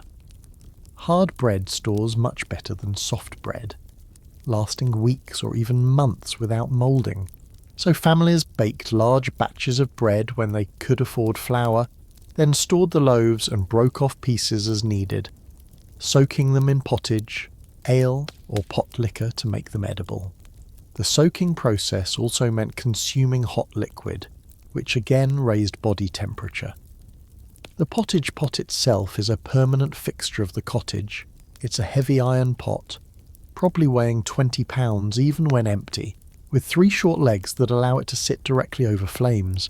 This pot might be the single most valuable item the family owns besides the cottage itself. It's been in the family for generations, passed down, carefully maintained, its bottom blackened by decades of fire. If this pot cracked or broke, replacing it would be nearly impossible. Iron pots are expensive, so far beyond a peasant family's means. Margaret tends the pot throughout the day, adding water as it boils away, adding ingredients as they become available, keeping the mixture from burning or sticking. The pot never fully cools between uses. Even in the morning, it retains warmth from the previous night's fire. By midday, when new fuel is added to the fire for evening cooking, the pot is ready to heat quickly. This continuous use means the pot is constantly seasoned, building up layers of polymerized fat and carbon that actually improve its cooking properties. Historians still argue whether medieval peasants suffered from malnutrition primarily due to lack of calories or lack of dietary variety. The truth is probably both. Pottage provides basic sustenance, but it's monotonous similar ingredients day after day, week after week. Vitamin deficiencies were common. Scurvy appeared in late winter when stored vegetables ran out and no fresh food was available. But in terms of pure caloric survival and thermal advantage, hot pottage served its purpose. The timing of the evening meal also relates to work schedules. Winter days are short, perhaps 8 hours of usable daylight in December. Thomas and John work during those daylight hours, performing whatever tasks are necessary, repairing fences, tending to the few animals, collecting firewood if weather permits. They return to the cottage as darkness falls, exhausted and cold. The hot meal waiting for them isn't just food, it's recovery, warmth restoration, preparation for the dangerous cold night ahead. Fat, whenever the family can get it, is treated like gold. That small piece of salted pork in tonight's pottage wasn't just flavouring, it was crucial fat calories. Fat provides more than twice the calories per gram compared to carbohydrates or protein. Fat also helps the body maintain temperature. Medieval people didn't understand the biochemistry, but they observed that people who ate fattier foods seemed to tolerate cold better. So any source of fat, bacon, lard, tallow, butter if they were very fortunate was treasured and allocated carefully. The family also practices what we might call strategic eating. Thomas and John, as the working adult and near adult, receive slightly larger portions. They need more calories because they expend more energy during the day. Margaret receives the next largest portion because she's pregnant, though you haven't noticed this yet in the dim light, and her body is supporting another life. The children receive portions scaled to their size. Grandmother receives a smaller portion, not because the family doesn't care about her, but because her body is smaller and she expends little energy. This allocation isn't discussed or debated, it's simply how things are done. A calculus of survival that everyone understands. In truly desperate times, if food becomes critically scarce, the hierarchy becomes even more stark. The workers eat first and most because if they can't work, everyone dies. It's brutal pragmatism, unsentimental, but it's kept peasant families alive through countless harsh winters. As the family now lies sleeping, their bodies are still processing that evening meal. Digestion itself generates heat, the thermic effect of food. Though medieval people didn't have a name for it, their metabolisms are working, breaking down barley and turnips and pork, converting it to energy. And some of that energy is released as heat, combined with the insulation of their clothing and blankets, the shared body heat of the huddled family, and the proximity of the cow. They've created the best possible thermal situation given their circumstances. You notice Margaret's hand resting on her belly, the unconscious gesture of a woman protecting the life within her. That growing child is drawing nutrients from everything she eats. But it's also making her colder, her body prioritizing the baby's warmth over her own. She'll survive the winter if she's fortunate. The baby will be born in spring, timed whether by planning or luck so that the most vulnerable period of infancy doesn't coincide with winter's worst months. Medieval women understood these rhythms instinctively. You've been assuming that the family went to bed at what you consider bedtime, perhaps 9 or 10 o'clock in the evening, but as you watch more carefully, consulting the faint starlight visible through cracks in the thatch, you realise something peculiar. It's only about 8 o'clock. The family has been asleep for less than an hour, and in approximately 3 more hours, around 11 o'clock, something unexpected will happen. They'll wake up, all of them, deliberately. This is the mystery of medieval sleep patterns that historians discovered only in recent decades, the practice of first sleep and second sleep, sometimes called segmented sleep or bimodal sleep. Medieval people, especially during winter's long darkness, didn't sleep in one continuous 8-hour block the way modern people attempt. Instead, they slept in 2 distinct periods, with a wakeful interval of 1 or 2 hours in between.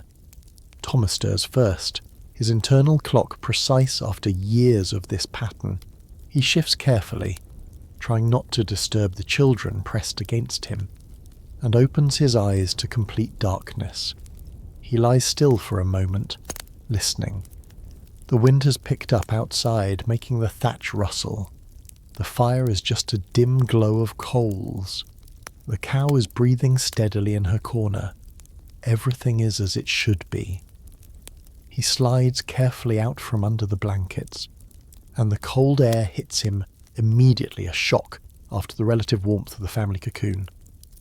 Margaret wakes next, sensing Thomas's movement, then John, then, one by one, the others.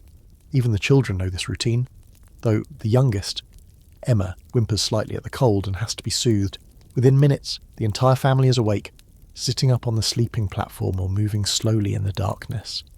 This isn't a crisis or an emergency. This is simply what night is, the expected interruption in sleep that everyone experiences. Thomas moves to the fire first, his most critical task. He kneels and carefully brushes away the ash covering the coals. Relief washes over him as he sees them still glowing red-orange. The fire hasn't died. He adds small twigs first, the driest and most easily ignited pieces from the wood pile. They catch quickly, flames licking upward, suddenly providing light that makes everyone blink. Then slightly larger sticks, then a proper log.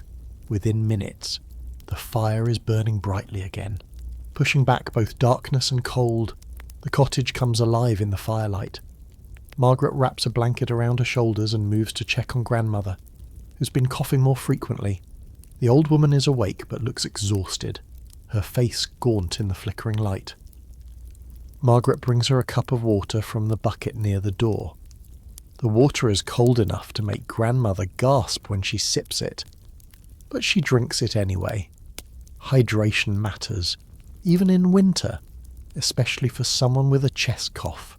John adds more wood to the fire, building it up to a level of warmth and light that would be wasteful if maintained all evening, but is acceptable for this wakeful period. The children, after the initial shock of waking, begin to move around. They don't ask why they're awake. This is normal. This is how night works. The older children stretch, use the chamber pot in the corner, then settle near the fire's warmth. Here's what historians have pieced together about this wakeful period. It served multiple practical purposes that made it almost necessary rather than optional. First, it was a chance to check on the fire, which after 3 or 4 hours of burning down might be dangerously low. Second, it allowed people to relieve themselves without having to wake from deep sleep or, worse, lying in discomfort for hours. Third, it broke the night into manageable segments: 4 hours of sleep, 2 hours of wakefulness, then 4 more hours of sleep felt different, psychologically, than 8 hours of continuous darkness and cold. But the wakeful period wasn't just utilitarian. Medieval people used this time for activities that the busy daylight hours didn't allow. Thomas sits by the fire and begins working on a tool that needs repair: a wooden rake with a broken prong. He has a small knife and a piece of wood he's been shaping, and the firelight is just enough to work by. This kind of careful, detailed work would be difficult in the cottage's dim daytime light, but the bright fire during the wakeful period makes it possible. Margaret, meanwhile, sits with her eldest daughter you hadn't noticed before, but there are actually 4 children, not 3, and one is a girl of about 11 named Alice. Together, they work on spinning wool. Margaret has a simple drop spindle, a stick with a weight on the end, and a basket of cleaned wool. She demonstrates for Alice how to draft out the fibres and let the spindle twist them into thread. This isn't urgent work, but wool doesn't spin itself, and every yard of thread eventually becomes cloth, clothing, blankets, survival materials. The children, who are too young for detailed work, huddle near the fire and do something that surprises you. They talk, not loudly, not energetically, but quietly, sharing thoughts and stories. John tells his younger siblings about something he saw in the village earlier that day, some gossip about the blacksmith's son. The middle children giggle. Even Emma, the 3-year-old, seems content just to be present, watching the fire, feeling warm, being part of the family circle. Here's a quirky detail that researchers have discovered about this wakeful period medieval documents, particularly from monks and clergy who wrote late at night, suggest that the hour or 2 after first sleep was considered an especially productive time for prayer, meditation, and reflection. People reported feeling calm, contemplative, less anxious than during the day. Modern sleep researchers have actually studied this pattern and found that after 4 hours of sleep, people naturally wake feeling relaxed, with lowered stress hormones. Medieval people, without understanding the physiology, had stumbled onto what might actually be a natural human sleep rhythm. Thomas and Margaret talk quietly while they work. They discuss practical matters: whether they have enough firewood to last until spring, whether the cow's milk production is dropping, whether John should try to find wage work in the village once weather improves. These conversations happen in low voices, almost whispers, while the children's chatter provides background sound. There's an intimacy to this nighttime wakefulness, a feeling that the world has contracted to just this room, just this fire, just this family. Historians still argue whether segmented sleep was universal across medieval society or primarily a peasant and working class pattern. Wealthy people with multiple fireplaces, private bedchambers, and candles to burn might have maintained different schedules. But for peasants, for whom darkness meant danger and cold, and for whom fuel was precious, this pattern of sleeping, waking, sleeping made practical sense. The wakeful period also served another crucial purpose. It was a time to check on vulnerable family members. Margaret watches grandmother carefully during this time, noting how laboured her breathing sounds, how she can't seem to get warm even near the fire. If grandmother takes a turn for the worse during the night, this wakeful period is when the family will discover it. Similarly, if one of the children has developed a fever, or if little Emma's perpetual sniffling has become something more serious, this is when Margaret can assess and respond. After perhaps 90 minutes of this quiet activity, you sense the mood beginning to shift. The tasks people were working on are set aside. The conversations trail off. The fire is rebuilt one more time, then carefully banked again with ash. Thomas stands and stretches, joints cracking audibly in the cold air. Margaret gathers the children. Everyone understands without being told it's time for second sleep. The family returns to the sleeping platform, resuming their previous positions in the straw and blankets. But there's a subtle difference this time. They're calmer, more settled. The anxiety of facing a long, dark, cold night has been interrupted by this period of warmth and light and activity. The second sleep, everyone knows from experience, will be deeper, more restorative. They'll wake again at dawn, having survived another night, as bodies settle and breathing slows, as the fire dims once more to glowing coals. You understand something profound about medieval peasant life. Their relationship with darkness and cold wasn't one of unbroken endurance. It was punctuated, segmented, made manageable through this rhythm of sleeping and waking. They couldn't conquer winter or banish darkness, they didn't have the technology, but they could structure their response to it, creating patterns that made the unbearable merely difficult. The cottage falls quiet again, except for the usual sounds, wind, the cows breathing, the occasional pop from the fire. But it's a different quiet now. A quiet that holds the knowledge that everyone woke once and will wake again at dawn. The night has been broken into pieces, and pieces are easier to survive than an unbroken whole. Morning arrives slowly, marked not by alarm clocks but by the gradual shift from absolute darkness to the faint grey light filtering through cracks in the thatch. Thomas wakes first, as always, his body attuned to the subtle change. He slides out from the blanket cocoon and immediately his breath becomes visible clouds in the frigid air. The temperature in the cottage has dropped through the night. It's probably hovering around 35 degrees inside, maybe 20 degrees outside. His first thought, every morning, is whether the fire still lives.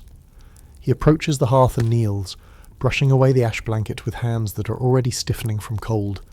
His heart lifts as he sees the dull red glow beneath coals still alive, still capable of being coaxed back to flame.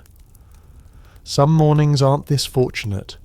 Some mornings the coals have died despite every precaution, and then comes the laborious process of starting fire from flint and steel. But today, this morning, survival has been merciful. Within minutes, Thomas has the fire building again, adding kindling and then larger wood. The flames cast dancing shadows and provide the cottage's first real warmth in hours. As the fire grows, family members begin stirring. But you notice something immediately. Several of them are moving strangely, awkwardly, and the children are whimpering in pain. Margaret sits up and immediately examines her hands. Her fingers are swollen and discoloured a mottled reddish purple that looks painful, even from a distance. She flexes them carefully, wincing, chilblains. The cold has caused inflammation of the small blood vessels in her fingers, leaving them itchy, burning, and tender. This is a chronic winter condition for her. something she experiences every year from November through March.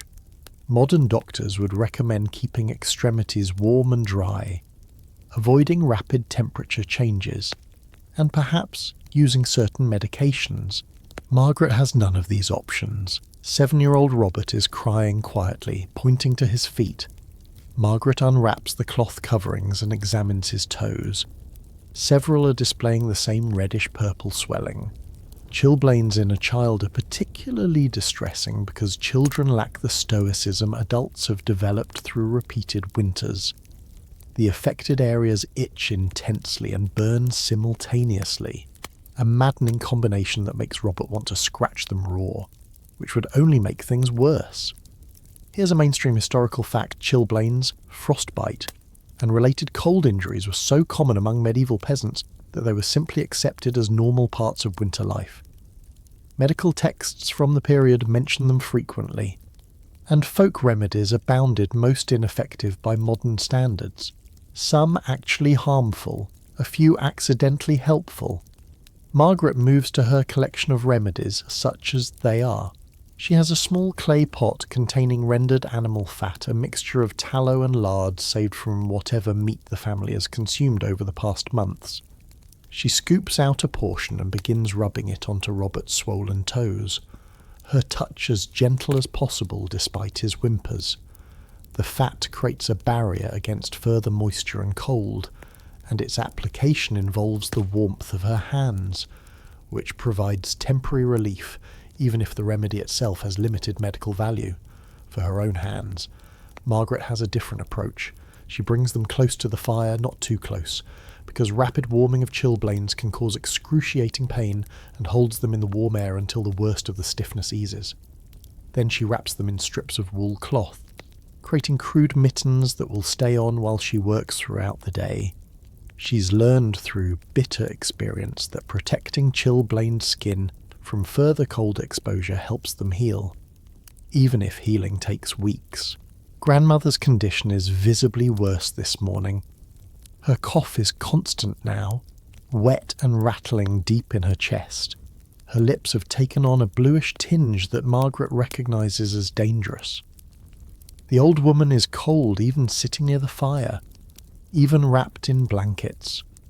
Her body's ability to maintain its own temperature is failing, a common trajectory for elderly people in winter. A slide toward death that once begun is difficult to reverse. Margaret prepares what passes for medicine in a peasant household. She has dried herbs hanging from the rafters' thyme, which she believes helps with coughing, mint which soothes throats, and something the village wise woman told her was good for chest ailments, though Margaret isn't entirely sure what it is. She steeps these herbs in hot water from the pot that's now warming over the rebuilt fire, creating a kind of medicinal tea. The actual pharmacological benefit is minimal, but the hot liquid provides comfort and hydration, which matters.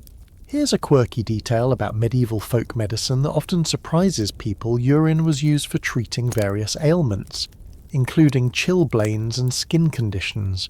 The ammonia in urine has mild antiseptic properties, and medieval people observed that applying it seemed to help some conditions. Thomas's family doesn't use this remedy. Margaret finds it distasteful, but many of their neighbours do, swearing by its effectiveness. Historians still argue whether these folk remedies were primarily psychological comfort, or whether some had genuine medical benefit. John's hands show the early stages of frostbite. On 2 fingertips, the skin is white and hard to the touch, lacking sensation. This is more serious than chilblains. Frostbite means tissue damage, cells destroyed by ice crystal formation. If severe, it can lead to gangrene and the need for amputation. John's case is minor, affecting only the outermost layer of skin on 2 fingers, but it's painful and frightening. He earned this injury yesterday while collecting firewood. His hands exposed to freezing temperatures for too long while handling frozen branches. Margaret treats John's fingers with the same animal fat, then wraps them carefully in cloth.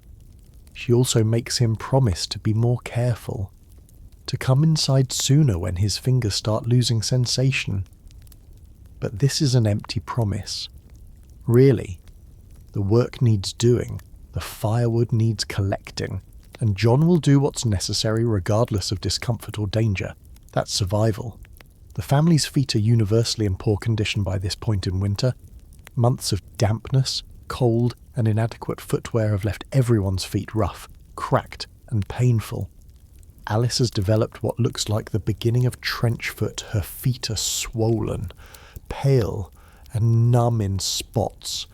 This condition, caused by prolonged exposure to cold and wet conditions, can progress to serious infection if untreated. Margaret doesn't know about bacterial infections, but she knows Alice's feet need to be kept as dry and warm as possible. This means Alice will spend most of today sitting close to the fire, feet elevated and bare to the air and warmth. The family can spare her from heavy work. She's 11. Not one of the primary labourers, and keeping her feet healthy is an investment in her future ability to work. But it also means one less person contributing to household tasks, which puts additional burden on everyone else. The remedies Margaret employs are a mixture of practical wisdom and superstition. Along with the animal fat, she uses honey when available, and miraculously, they have a small amount saved from autumn. Honey, applied to cracks in skin, actually has antibacterial properties that promote healing. Medieval people didn't understand the science, but they observed that honey-treated wounds seem to heal better than untreated ones. So Margaret dabs precious honey onto the worst cracks on Alice's heels, hoping it will help. For grandmother's cough, beyond the herbal tea, Margaret can do little. The old woman needs rest, warmth, nutrition, and probably antibiotics, though those won't be invented for another 6 centuries. What she has is a drafty cottage, limited food, and a family that loves her but cannot save her. Margaret brews more tea, helps grandmother drink it, and wipes the old woman's face with a damp cloth. Comfort measures, palliative care, what medieval people simply called tending the sick. Thomas examines his own hands by the firelight. He has thick calluses from decades of manual labour, which provide some protection. But even his weathered hands show signs of cold damage. A fingernail is turning black. He smashed that finger weeks ago, and the cold has slowed healing. It's probably not serious, but it's another reminder that winter is a battle of attrition, slowly wearing down everyone's body. The chamber pot, emptied infrequently because going outside is so unpleasant, sits in the corner and smells strongly in the morning cold. This is another aspect of winter survival rarely discussed. Basic hygiene becomes nearly impossible. Bathing is out of the question. Washing hands regularly isn't practical when water has to be laboriously warmed over fire and is needed for cooking. Bodies become dirty, skin becomes caked with grime, and infections become more likely. Margaret has a torn fingernail that's become infected. You can see the redness and swelling around the nail bed. This is dangerous. Minor infections can spread, can become septic, can kill. She's been soaking the finger in salt water when she can spare the salt and the warm water. Both precious commodities. The infection hasn't worsened in the past few days, which she takes as a positive sign. But she watches it carefully, knowing that if red streaks begin tracking up her arm, she's in serious trouble. The children's faces show the winter's toll in different ways. Their cheeks are chapped and reddened from wind exposure. Their lips are cracked and sometimes bleeding. Their noses run constantly, not from illness necessarily, but from the body's response to cold air. They've all lost weight since autumn, their faces becoming gaunter, their ribs more visible when clothing is adjusted. This is normal winter trajectory for peasant children. They'll gain the weight back in summer when food is more plentiful, unless they don't. Unless this winter is the one they don't survive. As morning light grows stronger through the gaps in the thatch, you hear sounds from outside, footsteps crunching on frozen ground, voices calling out, the distant sound of a door scraping open. The village is waking, and with it comes a reminder that no peasant family survives winter alone. Survival requires community, cooperation, and a complex web of mutual obligations that binds villagers together as tightly as the wattle binds the cottage walls. Thomas opens the door briefly, letting in a blast of frigid air that makes everyone near the fire flinch. He's checking the weather, assessing conditions. The sky is heavy grey, threatening snow but not yet delivering it. He can see smoke rising from neighbouring cottages, thin wisps that indicate other families have successfully kept their fires alive through the night.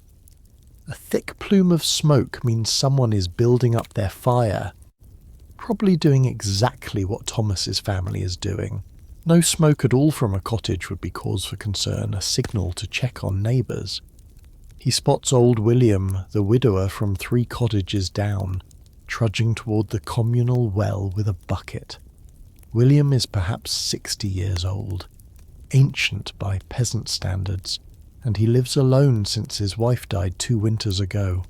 He shouldn't still be alive. Elderly people living alone rarely survive winters, but the village has informally adopted him. Different families take turns bringing him food, checking his fire, making sure his cottage hasn't collapsed on him during the night. This isn't charity in the modern sense. It's a survival insurance system. Thomas's family helps William now, knowing that if Thomas dies or becomes incapacitated, the village will help Margaret and the children. Everyone understands that winter can destroy any family, no matter how careful or hard-working. The only defence is collective action, shared resources, and mutual obligations that supersede individual family interests. Margaret bundles herself in her cloak and steps outside briefly, heading to the cottage 2 doors down where her sister Joan lives with her own family. Joan's husband is away. He left in autumn seeking wage work in a larger town, hoping to earn money and return in spring. This leaves Joan with 3 young children and no adult man to do heavy labour, so the arrangement works like this. Thomas cuts and carries firewood for both families. Joan, who has better luck with chickens than Margaret, shares eggs. Margaret, whose wool spinning is superior, shares thread. The families pool resources, distribute labour, and both increase their chances of survival. Here's a mainstream historical fact: medieval village life operated on a complex system of reciprocal obligations that historians call the moral economy. People didn't think in terms of individual success or failure. They thought in terms of community survival. Hoarding resources while neighbours starved wasn't just unethical, it was dangerous, likely to result in social ostracism or even violence. Sharing, by contrast, earned social capital that might be crucial later. Inside Joan's cottage, the situation is more desperate than in Thomas's home. Joan's firewood pile is significantly smaller. She doesn't have a man to do the heavy work of hauling wood, and what she can gather herself is limited. Her children look thinner than Margaret's children, their eyes too large in their faces, but Joan has successfully kept her family alive so far, and that's an achievement worth respecting.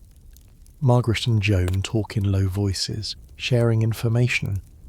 Joan mentions that the miller's wife is pregnant and having difficulty. The baby isn't due until late spring, but she's already showing signs of trouble. Margaret files this information away. If the miller's wife needs help during labour, Margaret has more experience than most village women, having birthed 5 children herself. 1 died in infancy, but the others survived. This knowledge is currency, something she can trade for future favours. Joan also mentions that smoke was seen from the forest at dawn, probably charcoal burners or woodcutters, though there's always concern about outlaws or vagrants sheltering in the forest during winter. Dangerous people, desperate people, people who might raid a village for food or valuables if they became sufficiently desperate. The village has no formal protection, no walls, no guards, no soldiers. Their defence is communal vigilance and the fact that they are too poor to be attractive targets most of the time. Back at Thomas's cottage, the children are involved in their own community networks. John has friends his age in the village, other 14-year-olds who work together sometimes, share information about wage work opportunities, and provide mutual support. Alice has close ties with girls her age. Relationships that include trading skills. One girl is teaching Alice to make better baskets, while Alice helps that girl improve her spinning. Even the younger children have their networks, their friends, their sources of information about which adults might have treats to share, or which cottages have the warmest fires. The village priest makes his rounds on cold mornings, checking on the most vulnerable households. He appears at Thomas's door, a thin man wrapped in a slightly better cloak than the peasants wear, his face sharp with the same hunger everyone feels. He asks about grandmother's health, offers a blessing, reminds the family that services will be held at midday if anyone can attend. He doesn't push hard. He knows that on the coldest days, leaving cottages is dangerous, and he doesn't want deaths attributed to his insistence on religious observance. The priest also brings news from other parts of the village. The smith's apprentice slipped on ice 2 days ago and broke his arm. That household is struggling with lost labour. The widow Thompson died during the night. Her cottage is being cleaned out and will be given to a young couple who married last autumn and have been living with the bride's parents.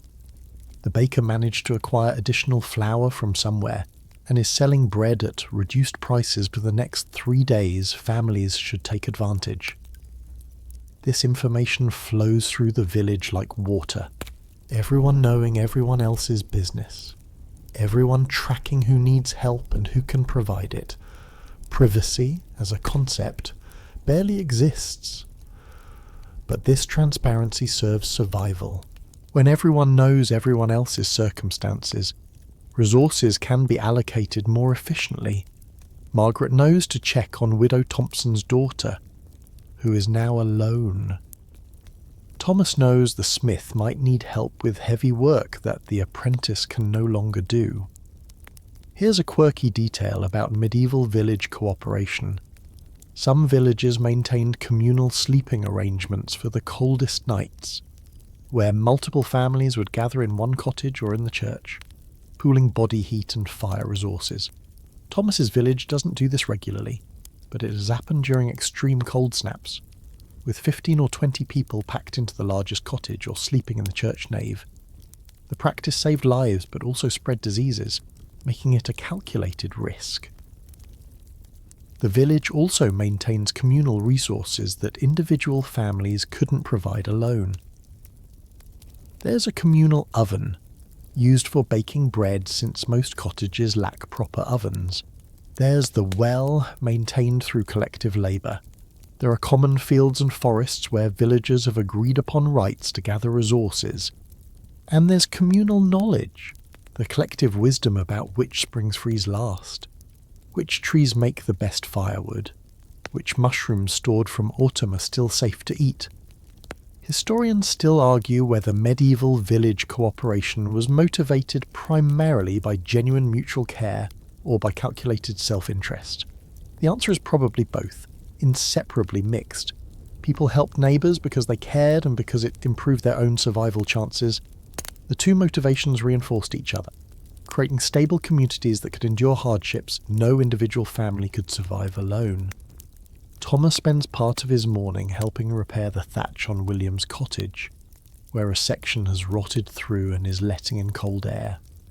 2 other men from the village join this work. It takes 3 people to do it properly. They don't discuss payment or even formal reciprocation. The work simply needs doing, and men who can do it, do it. Next week or next month, when Thomas needs help with something, these same men will appear. The accounts balance over time, not in formal ledgers but in memory and social obligation. Margaret, meanwhile, participates in a different network, the women's information exchange that happens around the well, at the communal oven, during brief visits to each other's cottages. This network serves multiple purposes. Women share practical knowledge. This herb helps with children's coughs. That method of preserving vegetables works better than another. They also provide emotional support, allowing each other to voice fears and frustrations that they can't express to their husbands or children. And they coordinate resource sharing. Who has extra of something, who desperately needs something else. The village maintains an informal hierarchy of who gets help first when resources are limited. Families with young children receive priority over childless couples. The elderly receive attention but less than children. Men who work receive more than men who don't or can't. This might seem cruel by modern standards, but it's survival triage. The village's collective survival depends on making difficult choices about resource allocation, prioritizing those most likely to contribute to future community survival. There's also an informal system for dealing with free riders, people who take community help but don't contribute when able. Thomas knows of one man living on the village edge, who is widely suspected of hoarding resources and not sharing as social obligation requires. This man receives minimal help from neighbours, and his social isolation grows with each passing winter. Eventually, if he doesn't change his behaviour, he might be forced to leave the village entirely. Communal survival requires communal participation. As midday approaches, several families make the difficult decision to attend church services.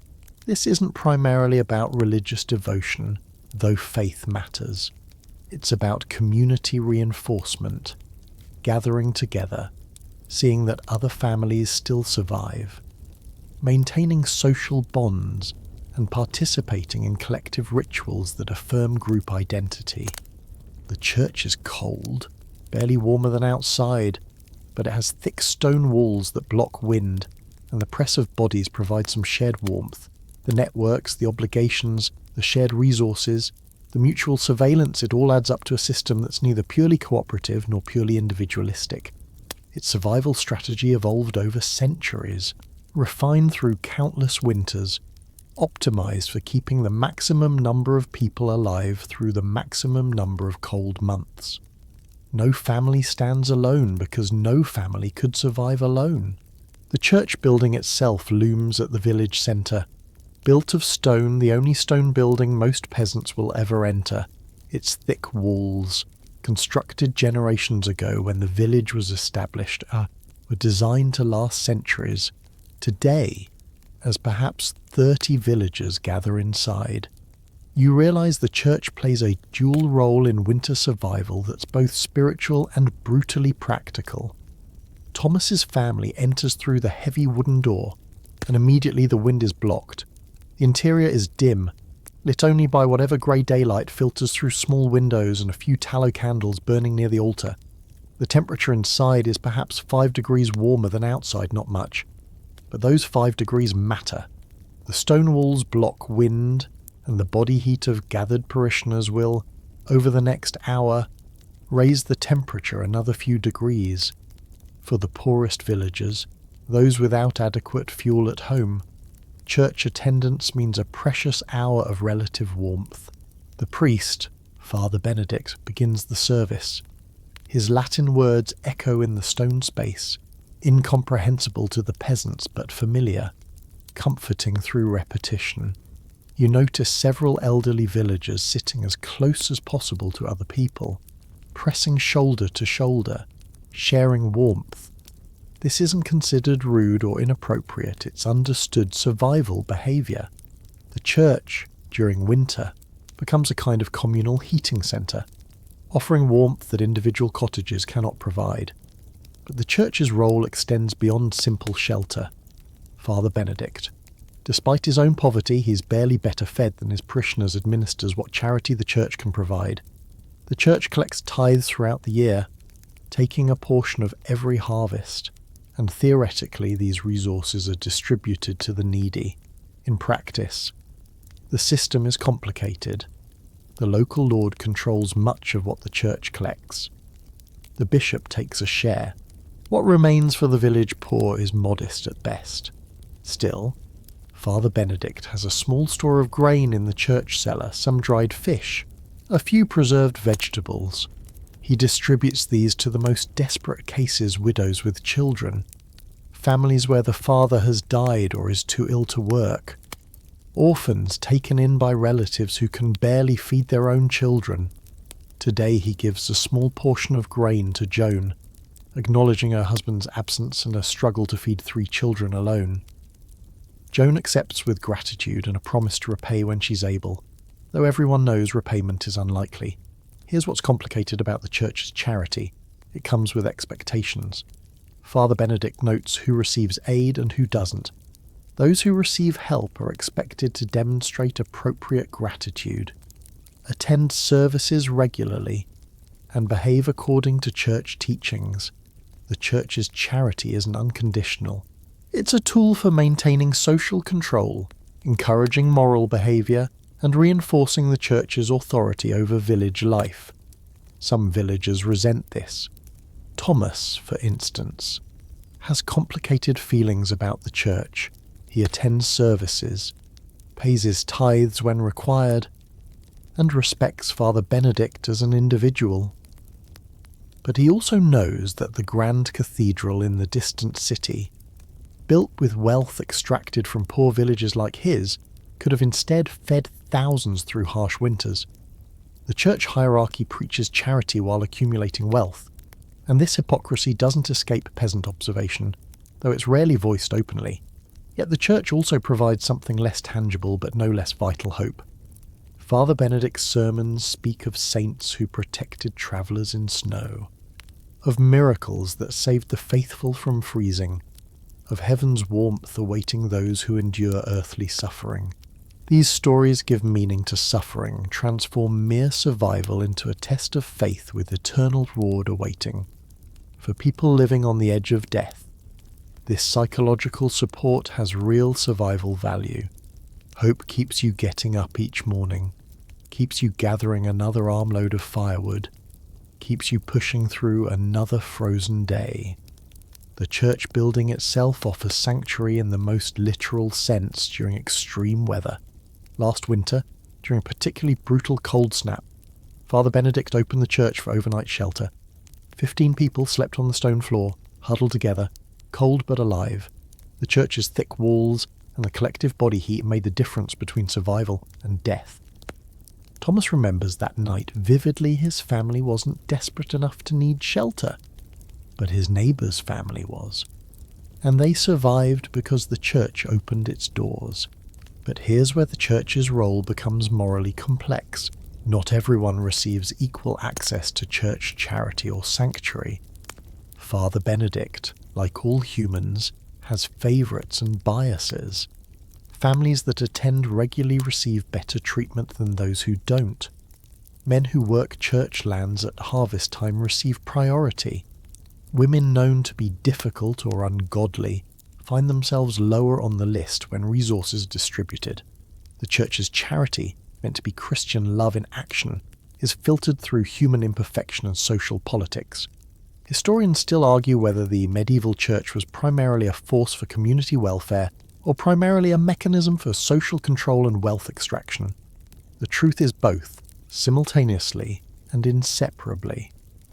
Father Benedict genuinely cares about his parishioners' souls and bodies. He also serves a church hierarchy that's more interested in building cathedrals than feeding peasants. These contradictions don't resolve, they simply exist, creating a complicated relationship between church and peasant that's equal parts dependency and resentment. The service continues with prayers for specific community members. Father Benedict prays for grandmother, whose illness is now common knowledge. He prays for Joan's absent husband, asking God to protect him and bring him home safely. He prays for the miller's pregnant wife, that her child be born healthy. These personal prayers, naming specific villagers, reinforce the sense that the church cares about individual people, not just abstract souls. There's a prayer for the Lord of the Manor as well, obligatory, performative, required, the Lord, who lives in a stone house with multiple fireplaces, who has adequate food stored, who will never experience cold as these peasants do, still gets prayed for as if his welfare matters equally. Some villagers mutter the appropriate responses, others remain silent. Father Benedict pretends not to notice the difference. The church calendar provides structure to winter's formless months: Advent, Christmas, Epiphany, the feast of Saint Agnes. These holy days mark time's passage. Give people something to anticipate beyond the next frozen morning. Christmas especially offers a psychological respite. A day when work stops. When special foods might appear if families can afford them. When the hardship of winter is acknowledged and temporarily set aside. The Church's role in maintaining this calendar of hope shouldn't be underestimated. But the Church also enforces obligations that make winter survival harder. Mandatory fasting days, when meat can't be eaten, reduce available nutrition. Required tithes take food from the mouths of the hungry. Insisted upon attendance at services forces people to leave warm cottages and expose themselves to dangerous cold. The Church simultaneously helps and harms, protects and endangers, all while maintaining that it acts in peasants' best spiritual interests as the service ends.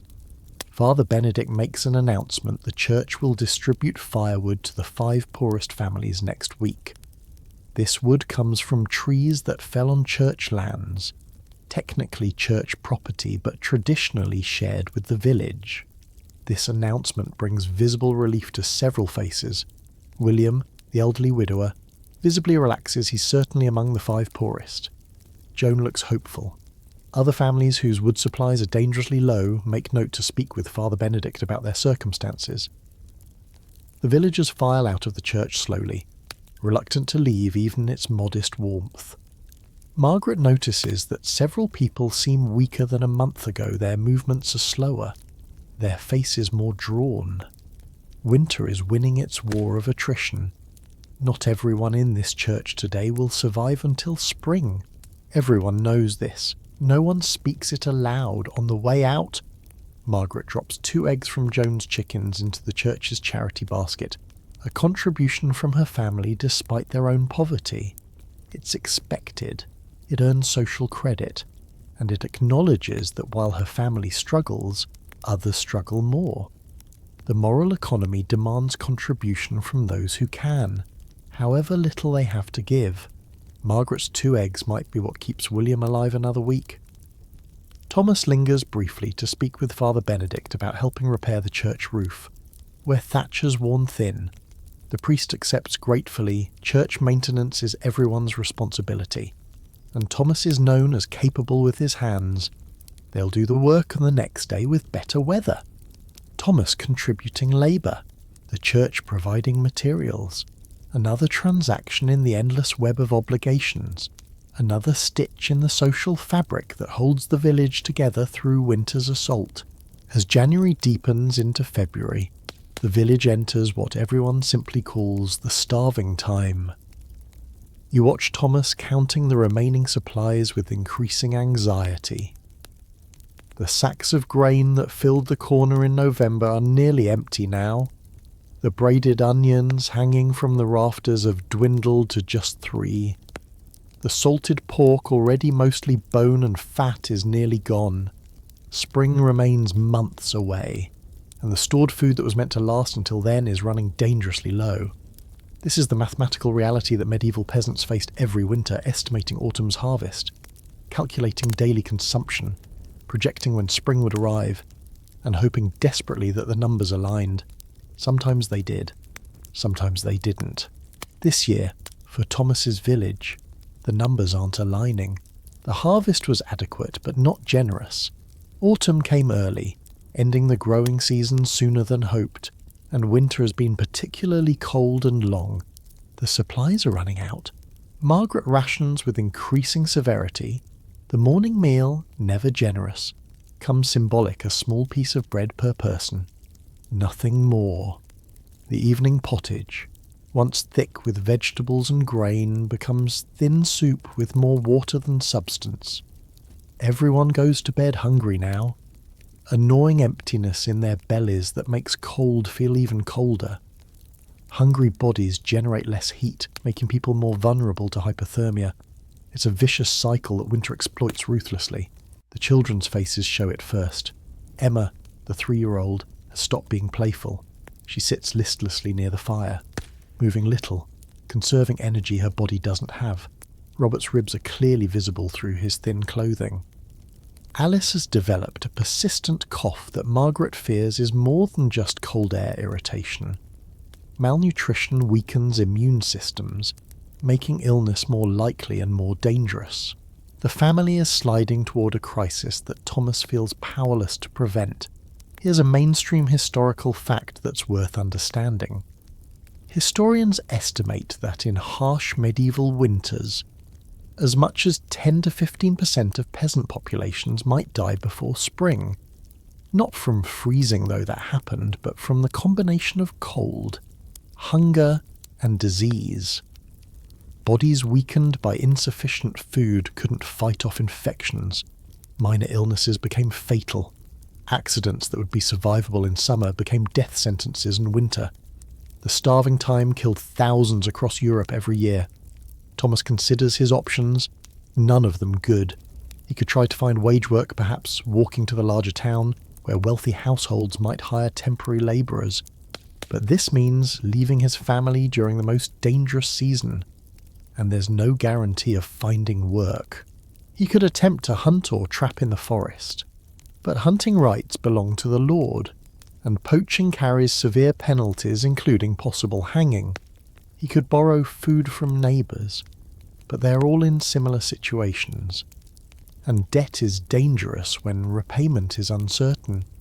He chooses a fourth option: he'll reduce his own food intake even further, ensuring that Margaret and the children get slightly more. This decision is both noble and practical. The children need food to grow and survive. Margaret needs food because she's pregnant, though she hasn't yet told anyone except Thomas. As for himself, he's 42 and already past the age most peasants reach. If someone in the family must suffer most, it should be him. He begins eating even less than his already small portions, secretively giving portions to the children when Margaret isn't looking. Within 2 weeks, Thomas is visibly weakening. His movements are slower. His face has become gaunt, eyes sunken, cheekbones prominent. He struggles with tasks that were easy months ago. Carrying firewood leaves him breathless, and he has to stop and rest repeatedly. Margaret notices but says nothing directly, knowing that argument would be futile and that Thomas's decision, however distressing, follows a logic that she understands. Grandmother's condition deteriorates rapidly in February. The combination of her chest illness, the cold, and inadequate nutrition creates a situation she cannot survive. She stops eating almost entirely, whether from inability or deliberate choice to leave more food for others. No one can say. She spends most of her time sleeping or in a state between sleep and waking, her breathing increasingly laboured. The family knows she's dying. Father Benedict visits, administers last rites, prays with the family. Margaret sits with her mother, holding her hand, speaking quietly. Grandmother dies on a frozen February night, slipping away during the family's first sleep. Thomas wakes during the wakeful period and realises she's no longer breathing. He gently wakes Margaret, who comes to sit beside her mother's body. The family gathers, even the children, to say goodbye. There are tears, but they're quiet tears. Death during winter is expected, almost anticipated. Grandmother lived longer than many, and her death, while sad, removes one person from the food calculations. It's brutal arithmetic, but survival requires brutal arithmetic. Here's a quirky detail about medieval winter deaths.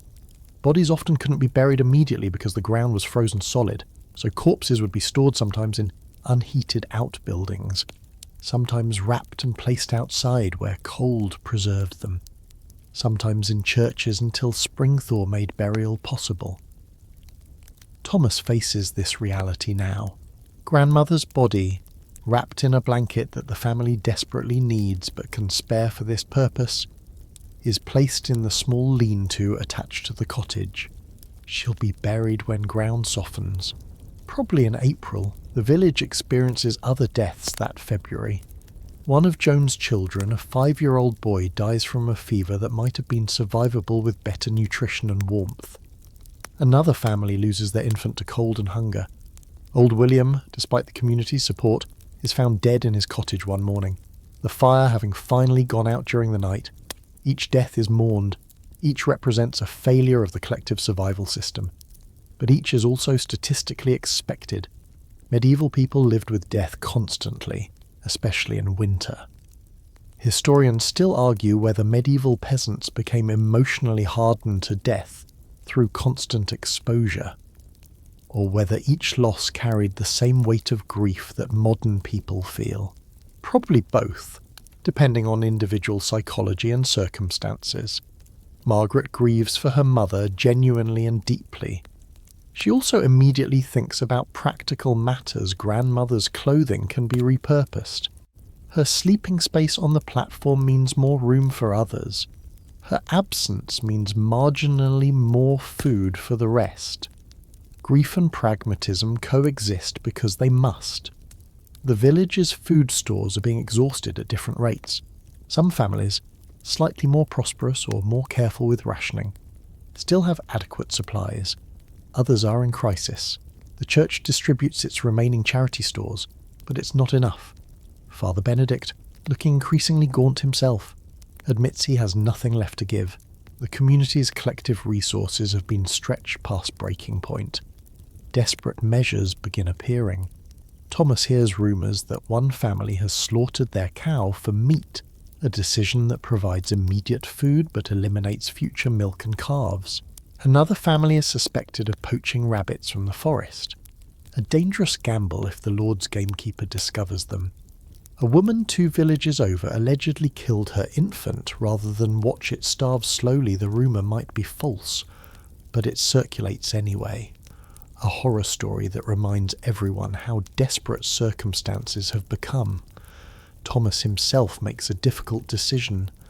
The family has been keeping their last chicken alive, hoping for eggs. But the chicken stopped laying weeks ago. Cold and inadequate feed have shut down her reproduction. She's now just consuming the grain the family desperately needs. Thomas kills the chicken quickly, and Margaret prepares it for that evening's meal. The meat provides protein the family hasn't had in weeks. The broth from boiling the carcass becomes the base for 3 days of thin soup. The chicken's death is a small tragedy and a small salvation simultaneously. The starving time creates difficult family dynamics. The children, hungry and uncomfortable, become irritable and quarrelsome. Alice and Robert fight over trivial matters, their usual sibling tolerance eroded by hunger. Emma cries frequently, a whining persistence that frays everyone's nerves. Thomas and Margaret, both exhausted and worried, snap at each other over small things. The cottage's forced intimacy, bearable when everyone is fed and relatively comfortable, becomes oppressive under the stress of deprivation. But there are also moments of unexpected grace. One evening, John shares his small bread portion with Emma, giving her his piece because she's crying from hunger. Thomas sees this and feels pride mixed with guilt, pride that his son shows such generosity, guilt that circumstances require children to make such choices. Margaret, exhausted from a day of trying to make nothing into something, finds Thomas has saved her a few extra sips of broth. These small kindnesses, these moments of sacrifice, are what hold families together when everything else is falling apart. As February ends and March begins, the village collectively holds its breath. Spring isn't here yet. There's still snow on the ground, still frost every night, still dangerous cold. But the days are noticeably longer. The sun, when it appears, has slightly more warmth. Birds are beginning to return from wherever they wintered. These signs don't provide food or heat, but they provide hope, and hope matters. The starving time hasn't ended, but its end is imaginable now, visible on the horizon. Thomas, weakened but still functional, begins planning for spring. Seeds must be prepared, tools maintained, fields readied. He's survived another winter probably. His family has survived mostly. Grandmother is gone, but the others remain, thinner and weaker but alive. He counts this as success because, by medieval peasant standards, it is. You notice something that's been true all winter but becomes starkly visible during the starving time. Not everyone in the family receives equal treatment. The distribution of food, warmth, and resources follows an unspoken but rigid hierarchy that would shock modern sensibilities but was simply understood reality for medieval peasants. Survival required making terrible choices about who lived and who died, and families made those choices according to brutal logic. Thomas, despite his self-sacrifice, still receives more food than grandmother did before she died. He's the primary labourer, the one who gathers firewood and does heavy work, and his survival is essential to the entire family's survival. If Thomas dies or becomes too weak to work, everyone else's chances drop dramatically, so Thomas eats, even when eating means others get less. This isn't selfishness, it's triage. John, the 14-year-old, receives the second largest portions. He's approaching full adult working capacity, and investing in his survival and strength serves the family's future. In a year or two, he'll be as valuable a labourer as Thomas. He's also approaching the age where he might find wage work elsewhere, potentially bringing additional resources to the family. So John eats, his portions carefully calibrated to keep him functional without wasting food that could go to others. Margaret receives enough to survive and to sustain her pregnancy, though not enough to feel satisfied. Her work spinning, cooking, childcare, household management is essential but less physically demanding than the men's labour. She gets what she needs to function, but barely. She's constantly hungry, constantly calculating whether she can spare a bite for one of the children without compromising her ability to work tomorrow. The children receive food in descending order by age and usefulness. Alice, at 11, receives more than Robert at 7, who receives more than Emma at 3. Alice can perform useful work spinning, cleaning, childcare for the youngest. Robert can do some tasks but is less capable. Emma is too young to contribute meaningfully and represents pure consumption. The calculations are heartless, but they're rational from a survival standpoint. Here's what makes this hierarchy particularly difficult. The youngest children, who receive the least, are also the most vulnerable to cold and hunger. Their small bodies require proportionally more calories to maintain temperature. They lose heat faster than adults. They're more susceptible to illness.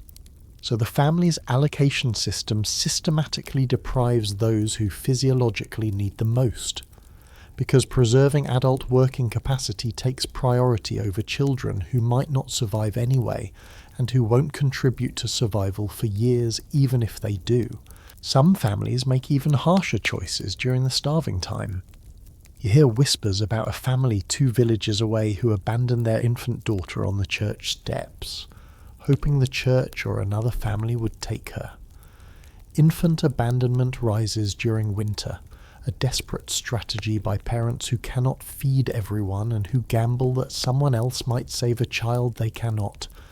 Sometimes these abandoned children survive, adopted by childless couples or taken in by the church. Often they don't. There are also whispers about families who practice what's delicately called helping the elderly on their way, providing inadequate care, withholding food and warmth, essentially facilitating death for family members deemed unlikely to survive anyway and whose continued existence consumes scarce resources. Thomas's family didn't do this with grandmother. She received as much care as possible, but they also didn't make extraordinary efforts to keep her alive. The line between appropriate care and neglect is blurry, and families walk that line according to their own moral calculus. Boys generally receive priority over girls in food allocation. This isn't universal, but it's common. Boys will grow into labourers and earners.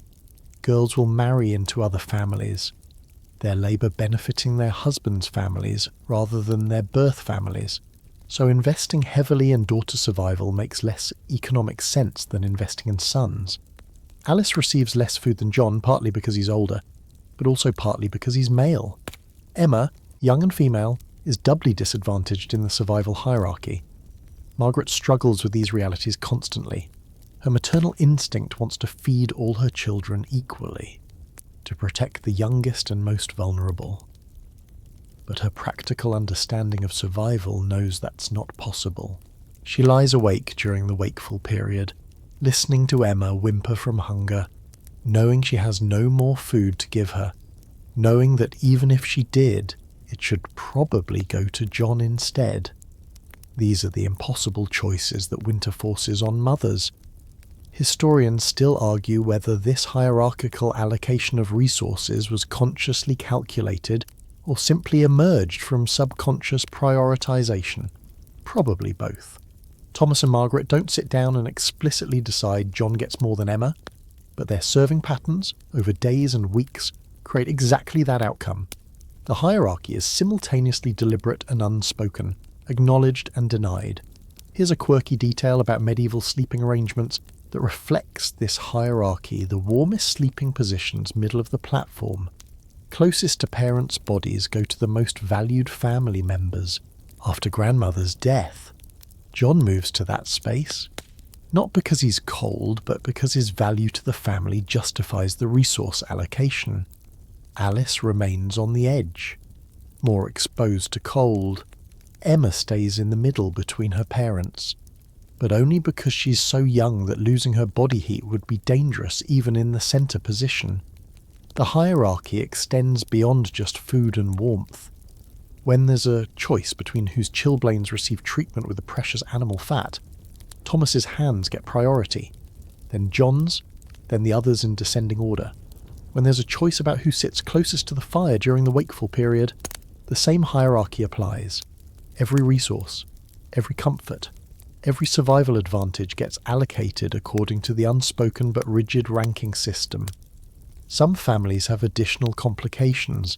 A disabled child might rank very low in the hierarchy, unable to work, requiring care, representing pure consumption. An elderly grandparent, as in Thomas's family, receives minimal resources because their future contribution is nil.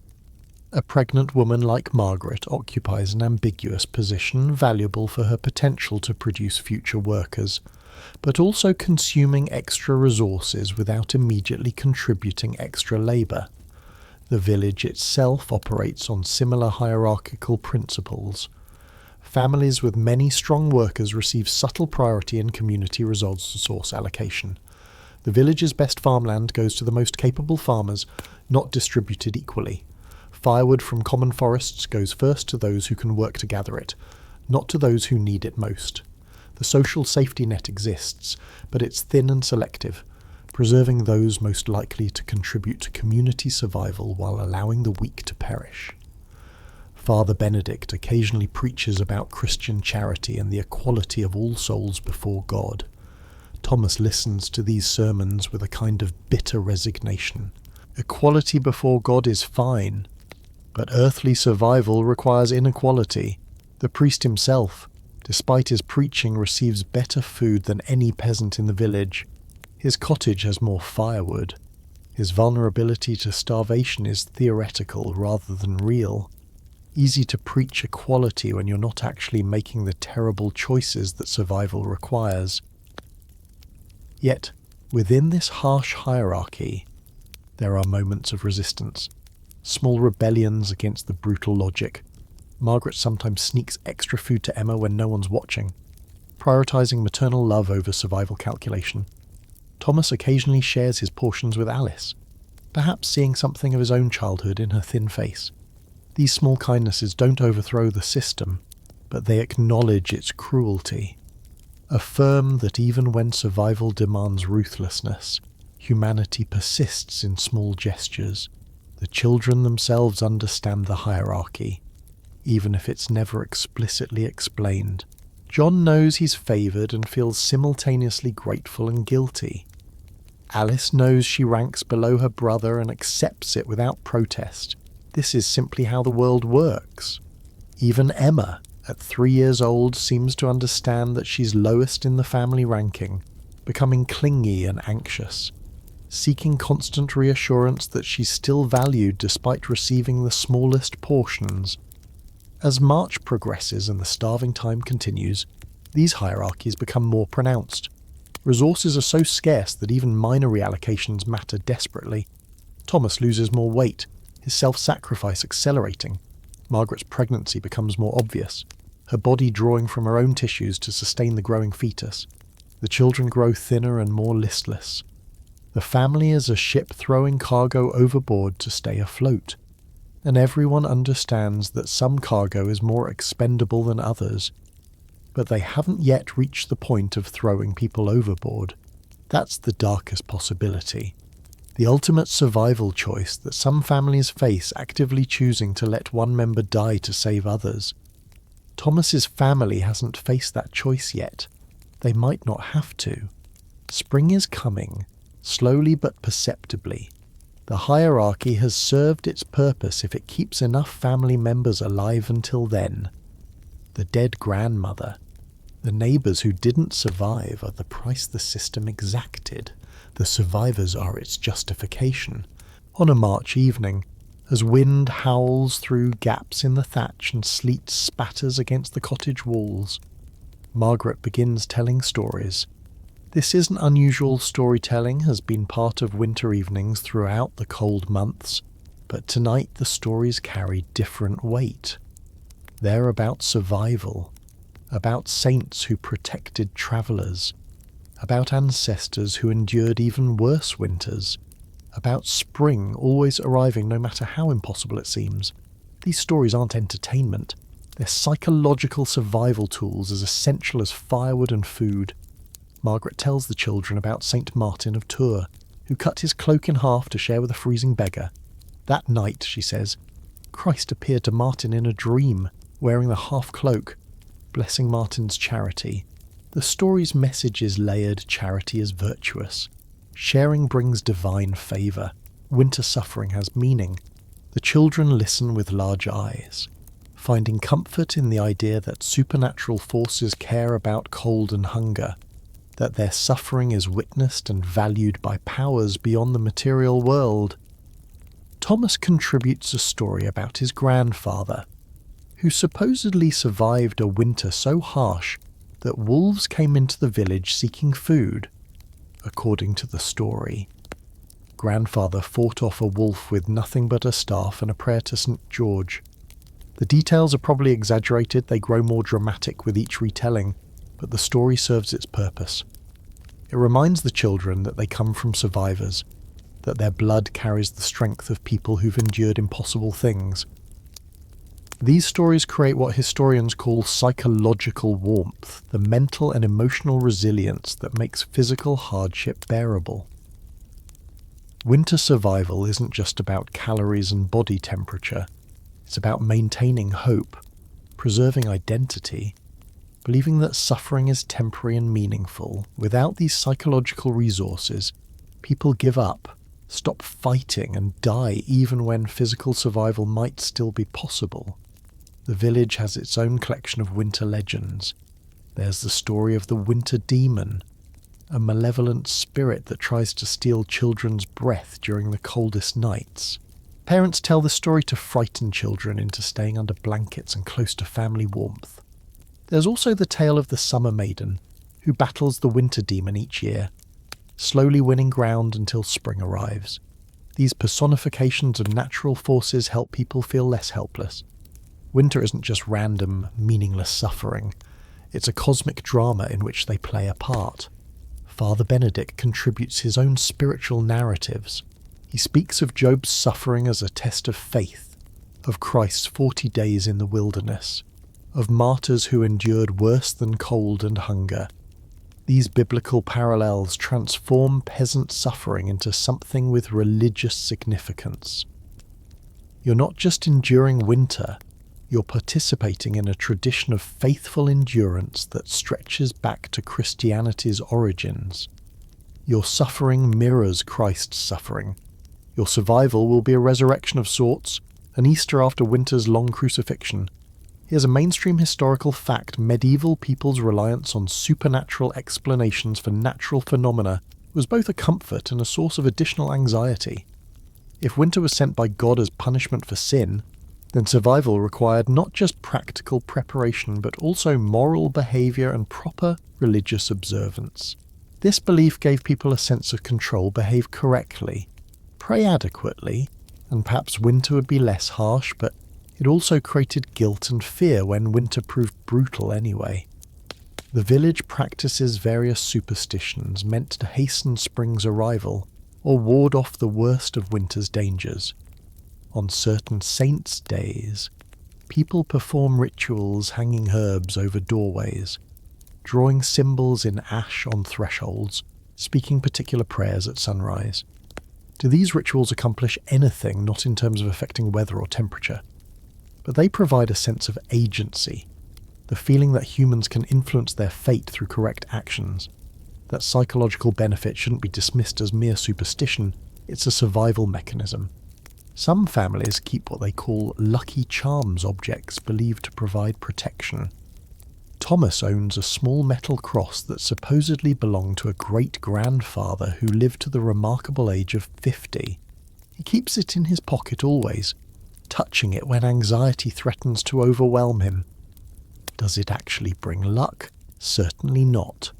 Does believing it brings luck help Thomas maintain psychological equilibrium during the starving time? Quite possibly.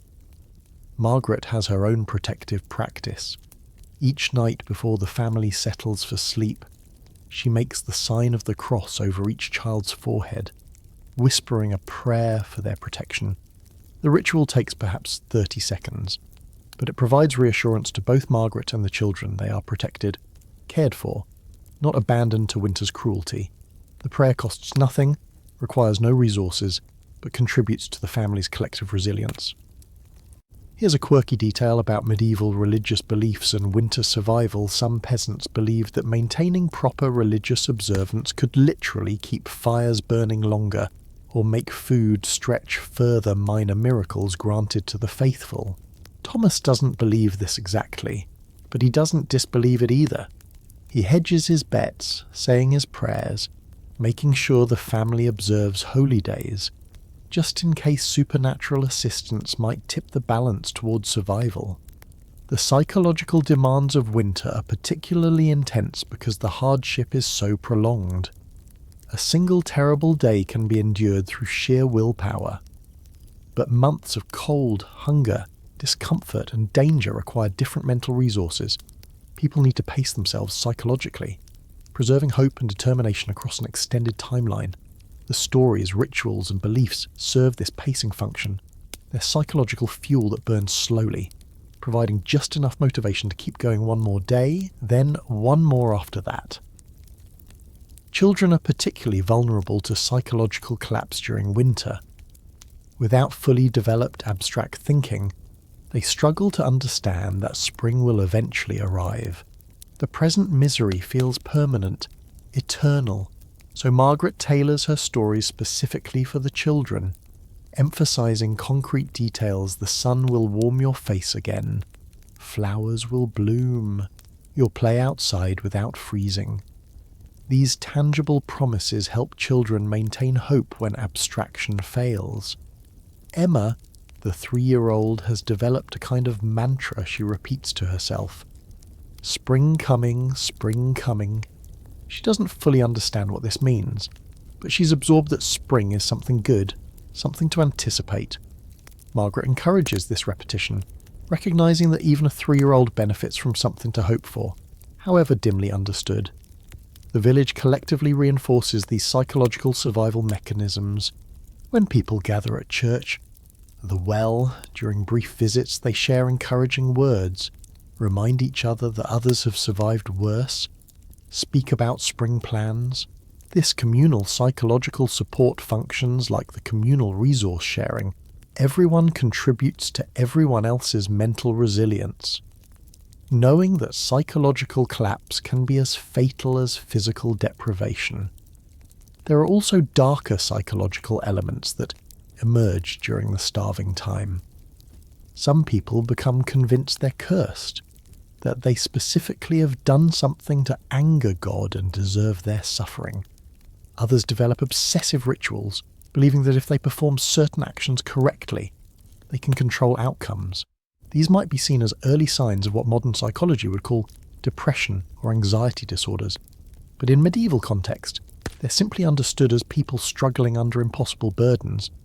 Thomas himself experiences moments of despair that terrify him.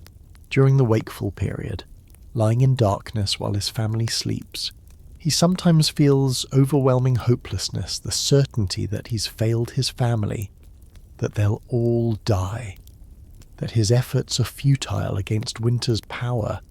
These moments pass, pushed back by morning light and the necessity of action, but they reveal the psychological toll that prolonged winter survival exacts even on the strong.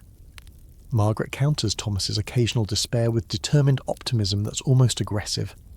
When Thomas speaks pessimistically, she immediately contradicts him. Spring is coming. They've survived this long. They'll make it. The worst is behind them. Whether she actually believes this or is simply performing strength for the family's benefit, you cannot tell. Perhaps both. Perhaps belief and performance are inseparable when survival requires both. Historians still argue whether medieval peasants developed distinctive psychological traits: stoicism, fatalism, extraordinary resilience through repeated exposure to hardship, or whether they experienced the same range of emotions and mental health challenges that modern people face, but simply lacked vocabulary to describe them. The truth is probably that human psychology is remarkably consistent across time, but cultural context shapes how people understand and express their internal experiences. As March progresses and spring's arrival becomes not just hoped for, but genuinely anticipated, the psychological burden begins to lighten noticeably. People smile more easily. Conversations include laughter. Children play rather than just sitting listlessly. The stories Margaret tells shift from endurance narratives to celebration narratives. Stories about spring festivals, about planting and growth, about abundance returning. The psychological season is changing even before the physical season does. The belief systems, the stories, the rituals, the communal support, none of these directly provide warmth or calories, but they provide the will to continue seeking warmth and calories. They provide the hope that makes another frozen morning bearable. They provide the meaning that transforms mere survival into something purposeful. Without these psychological resources, physical resources alone might not suffice. Late March brings the first genuine signs that winter's grip is finally, truly loosening. You wake during the family's wakeful period and notice something remarkable: water dripping from the eaves. Not frozen into icicles, but actually dripping, liquid, flowing. The temperature has risen above freezing even at night. This small detail, barely noticeable, represents a fundamental shift that everyone in the cottage senses immediately. The impossible has happened again. They've survived. Thomas steps outside briefly just before dawn and stands in the darkness, listening. The quality of silence has changed. Winter's absolute stillness, that dead, frozen quiet, has been replaced by subtle sounds. Water trickling somewhere, a bare branch creaking in wind that's no longer quite so bitter, and then, unmistakably, a bird's call. Not the crows and ravens that persisted through winter, but a different bird, a smaller bird, one of the species that fled south in autumn and has now returned. Thomas stands very still, listening to that call, and feels something he hasn't felt in months, not just hope, but certainty. Spring is coming. Inside the cottage, the morning routine continues, but with subtle differences. The fire is rebuilt as always, but the urgency is less intense. If the fire died now, restarting it would be inconvenient rather than potentially fatal. The cold air coming through cracks feels sharp rather than deadly. Margaret prepares the thin morning meal, but she's smiling slightly. In 2 weeks, maybe 3. The earliest spring greens will be harvestable. Wild garlic, early nettles, dandelion leaves.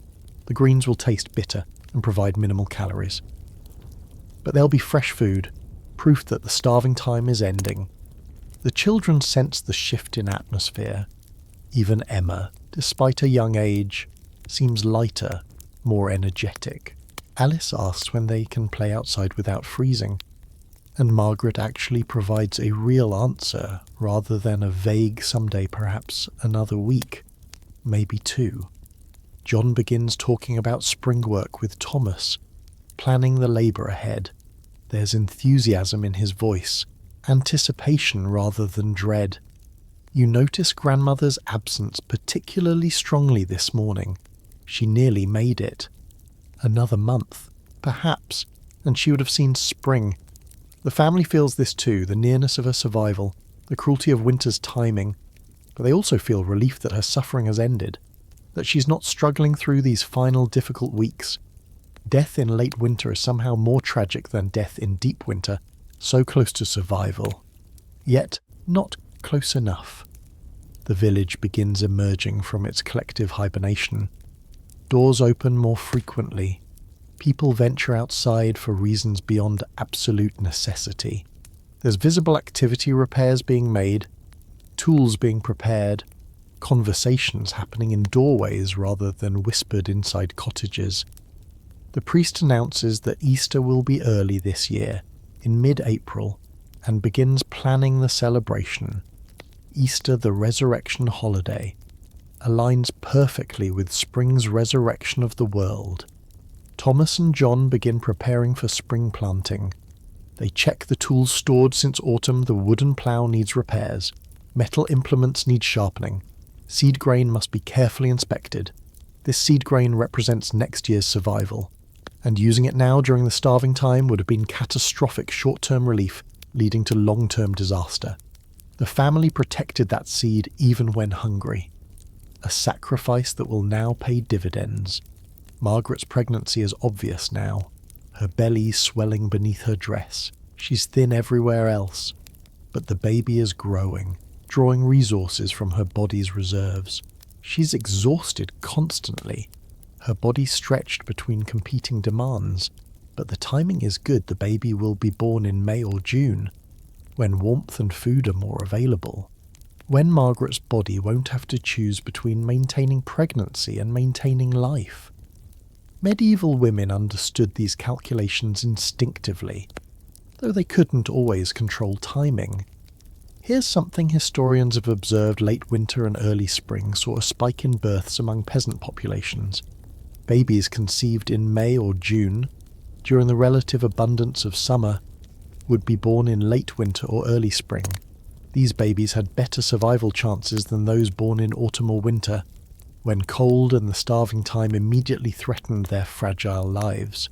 Margaret's baby, due in early summer, has relatively good odds if she survives the birth itself, which is never certain.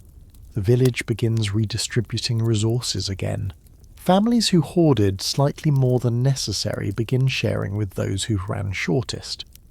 This isn't pure generosity, it's rebuilding the social capital and mutual obligations that will matter next winter and the winters after. The family that shares seed grain today can expect help with spring planting tomorrow. The web of reciprocity, stressed nearly to breaking during winter, begins repairing itself. Father Benedict organises a communal workday to repair the church roof and prepare the churchyard for burials. 5 bodies, including grandmother, await burial once the ground softens enough to dig graves.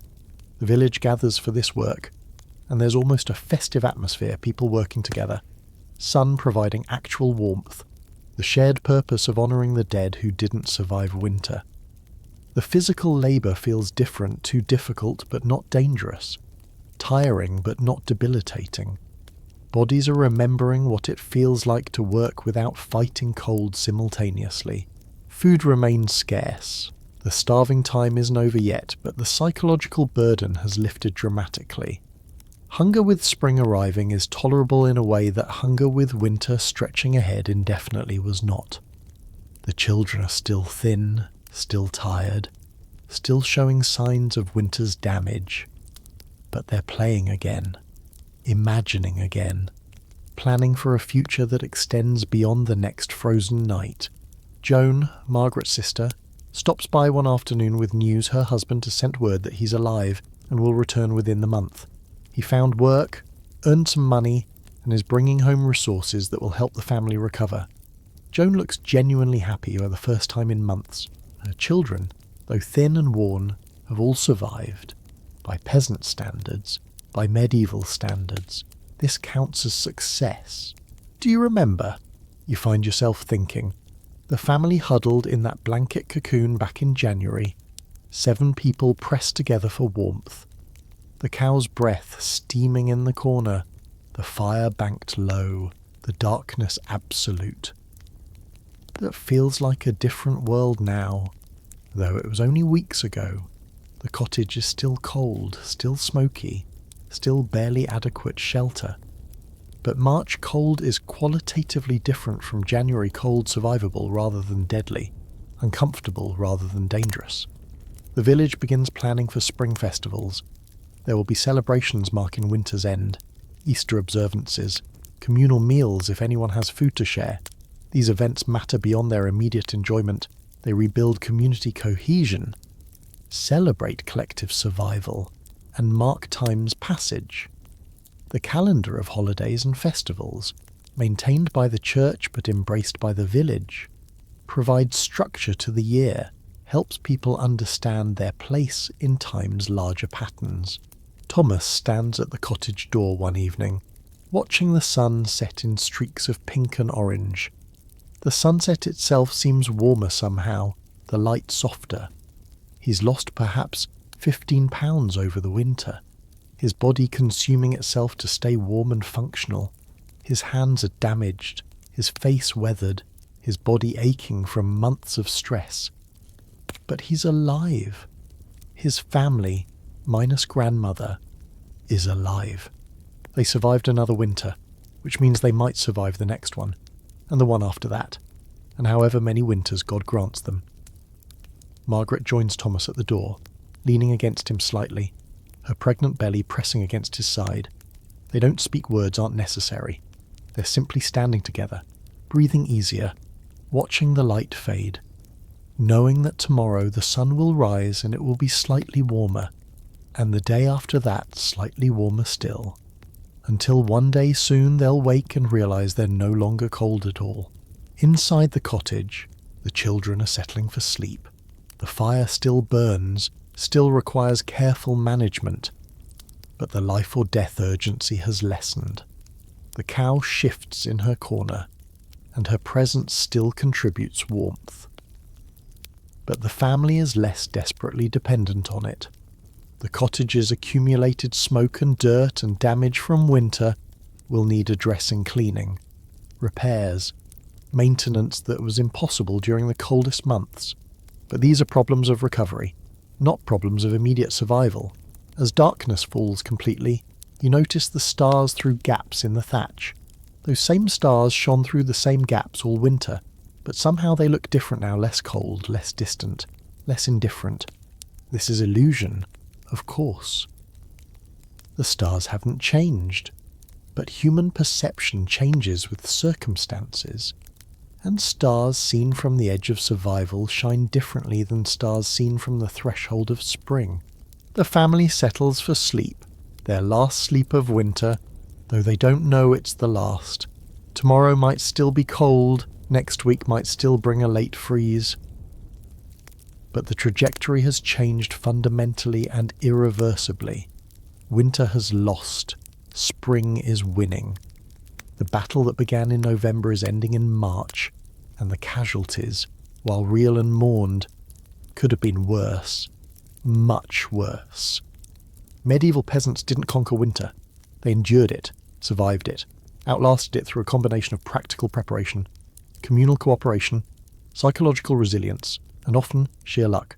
They developed strategies refined over centuries: the layered clothing, the banked fires, the segmented sleep, the hierarchical resource allocation, the shared warmth of humans and animals, the stories that maintained hope, the rituals that provided meaning. None of these strategies provided comfort, but together they provided survival. And survival, you realize as sleep finally claims you too, was always the only victory that mattered. Not warmth, not abundance, not comfort, just survival. Living through another frozen night, then another, until somehow, impossibly, winter ended and spring began and life continued. That was the achievement. That was the triumph. That was how medieval peasants survived the coldest nights, not through heroic resistance, but through stubborn, unglamorous, day-by-day persistence in the face of cold that tried every year to kill them.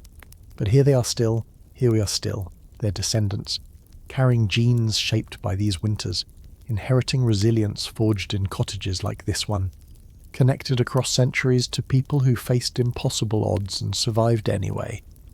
The spring coming now is the latest in an unbroken chain of springs, each one earned through winter's gauntlet, each one a resurrection of life from death's threshold.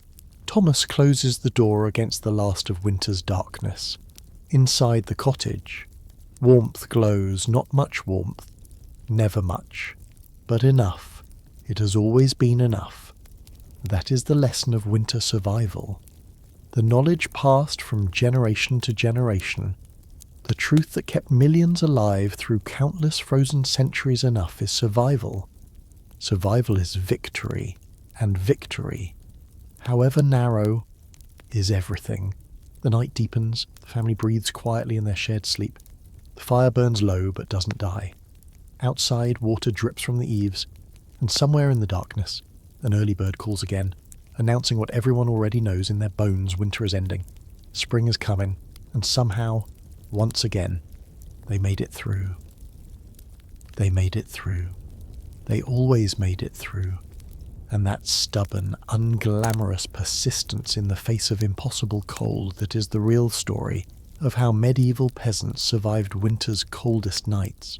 Not through glory or triumph, but through the quiet, determined refusal to let darkness and cold and hunger have the final word, through waking one more morning, feeding one more fire, protecting one another one more day, until days accumulated into weeks and weeks, into months and months, into spring, and survival transformed from desperate hope into accomplished fact. The darkness outside is not as dark as it was. The cold is not as cold. The danger is not as dangerous. Winter's power is breaking. Spring's promise is keeping. And in this cottage, in this village, across this medieval landscape, people are beginning to believe again in warmth, in growth, in life continuing beyond mere survival into something that might someday, somewhere, almost resemble flourishing, but that is tomorrow's story. Tonight there is only sleep, and the soft sound of breathing, and the gentle crackle of fire that refuses to die, and the certainty hard won, dearly purchased, but certain nonetheless that morning will come, and spring will follow, and life, improbable and precious and stubborn, will go on. Sweet dreams, dear listener. May your nights be warmer than theirs were. Your springs more certain, your winters less harsh, but may you carry with you some small ember of their resilience, their determination, their refusal to surrender to the cold, for we are all, in our way, surviving our own winters, enduring our own coldest nights, waiting for our own springs to arrive. And they always do arrive, don't they? Somehow, impossibly, against all odds, spring always comes again, just as it came for Thomas and Margaret and their children, just as it came for millions of medieval peasants, just as it comes for us all, if we can only persist long enough to see it. Sleep now, rest well, and wake tomorrow to whatever spring awaits you, earned through your own winter's endurance, however that endurance might look. End of script. Sweet dreams.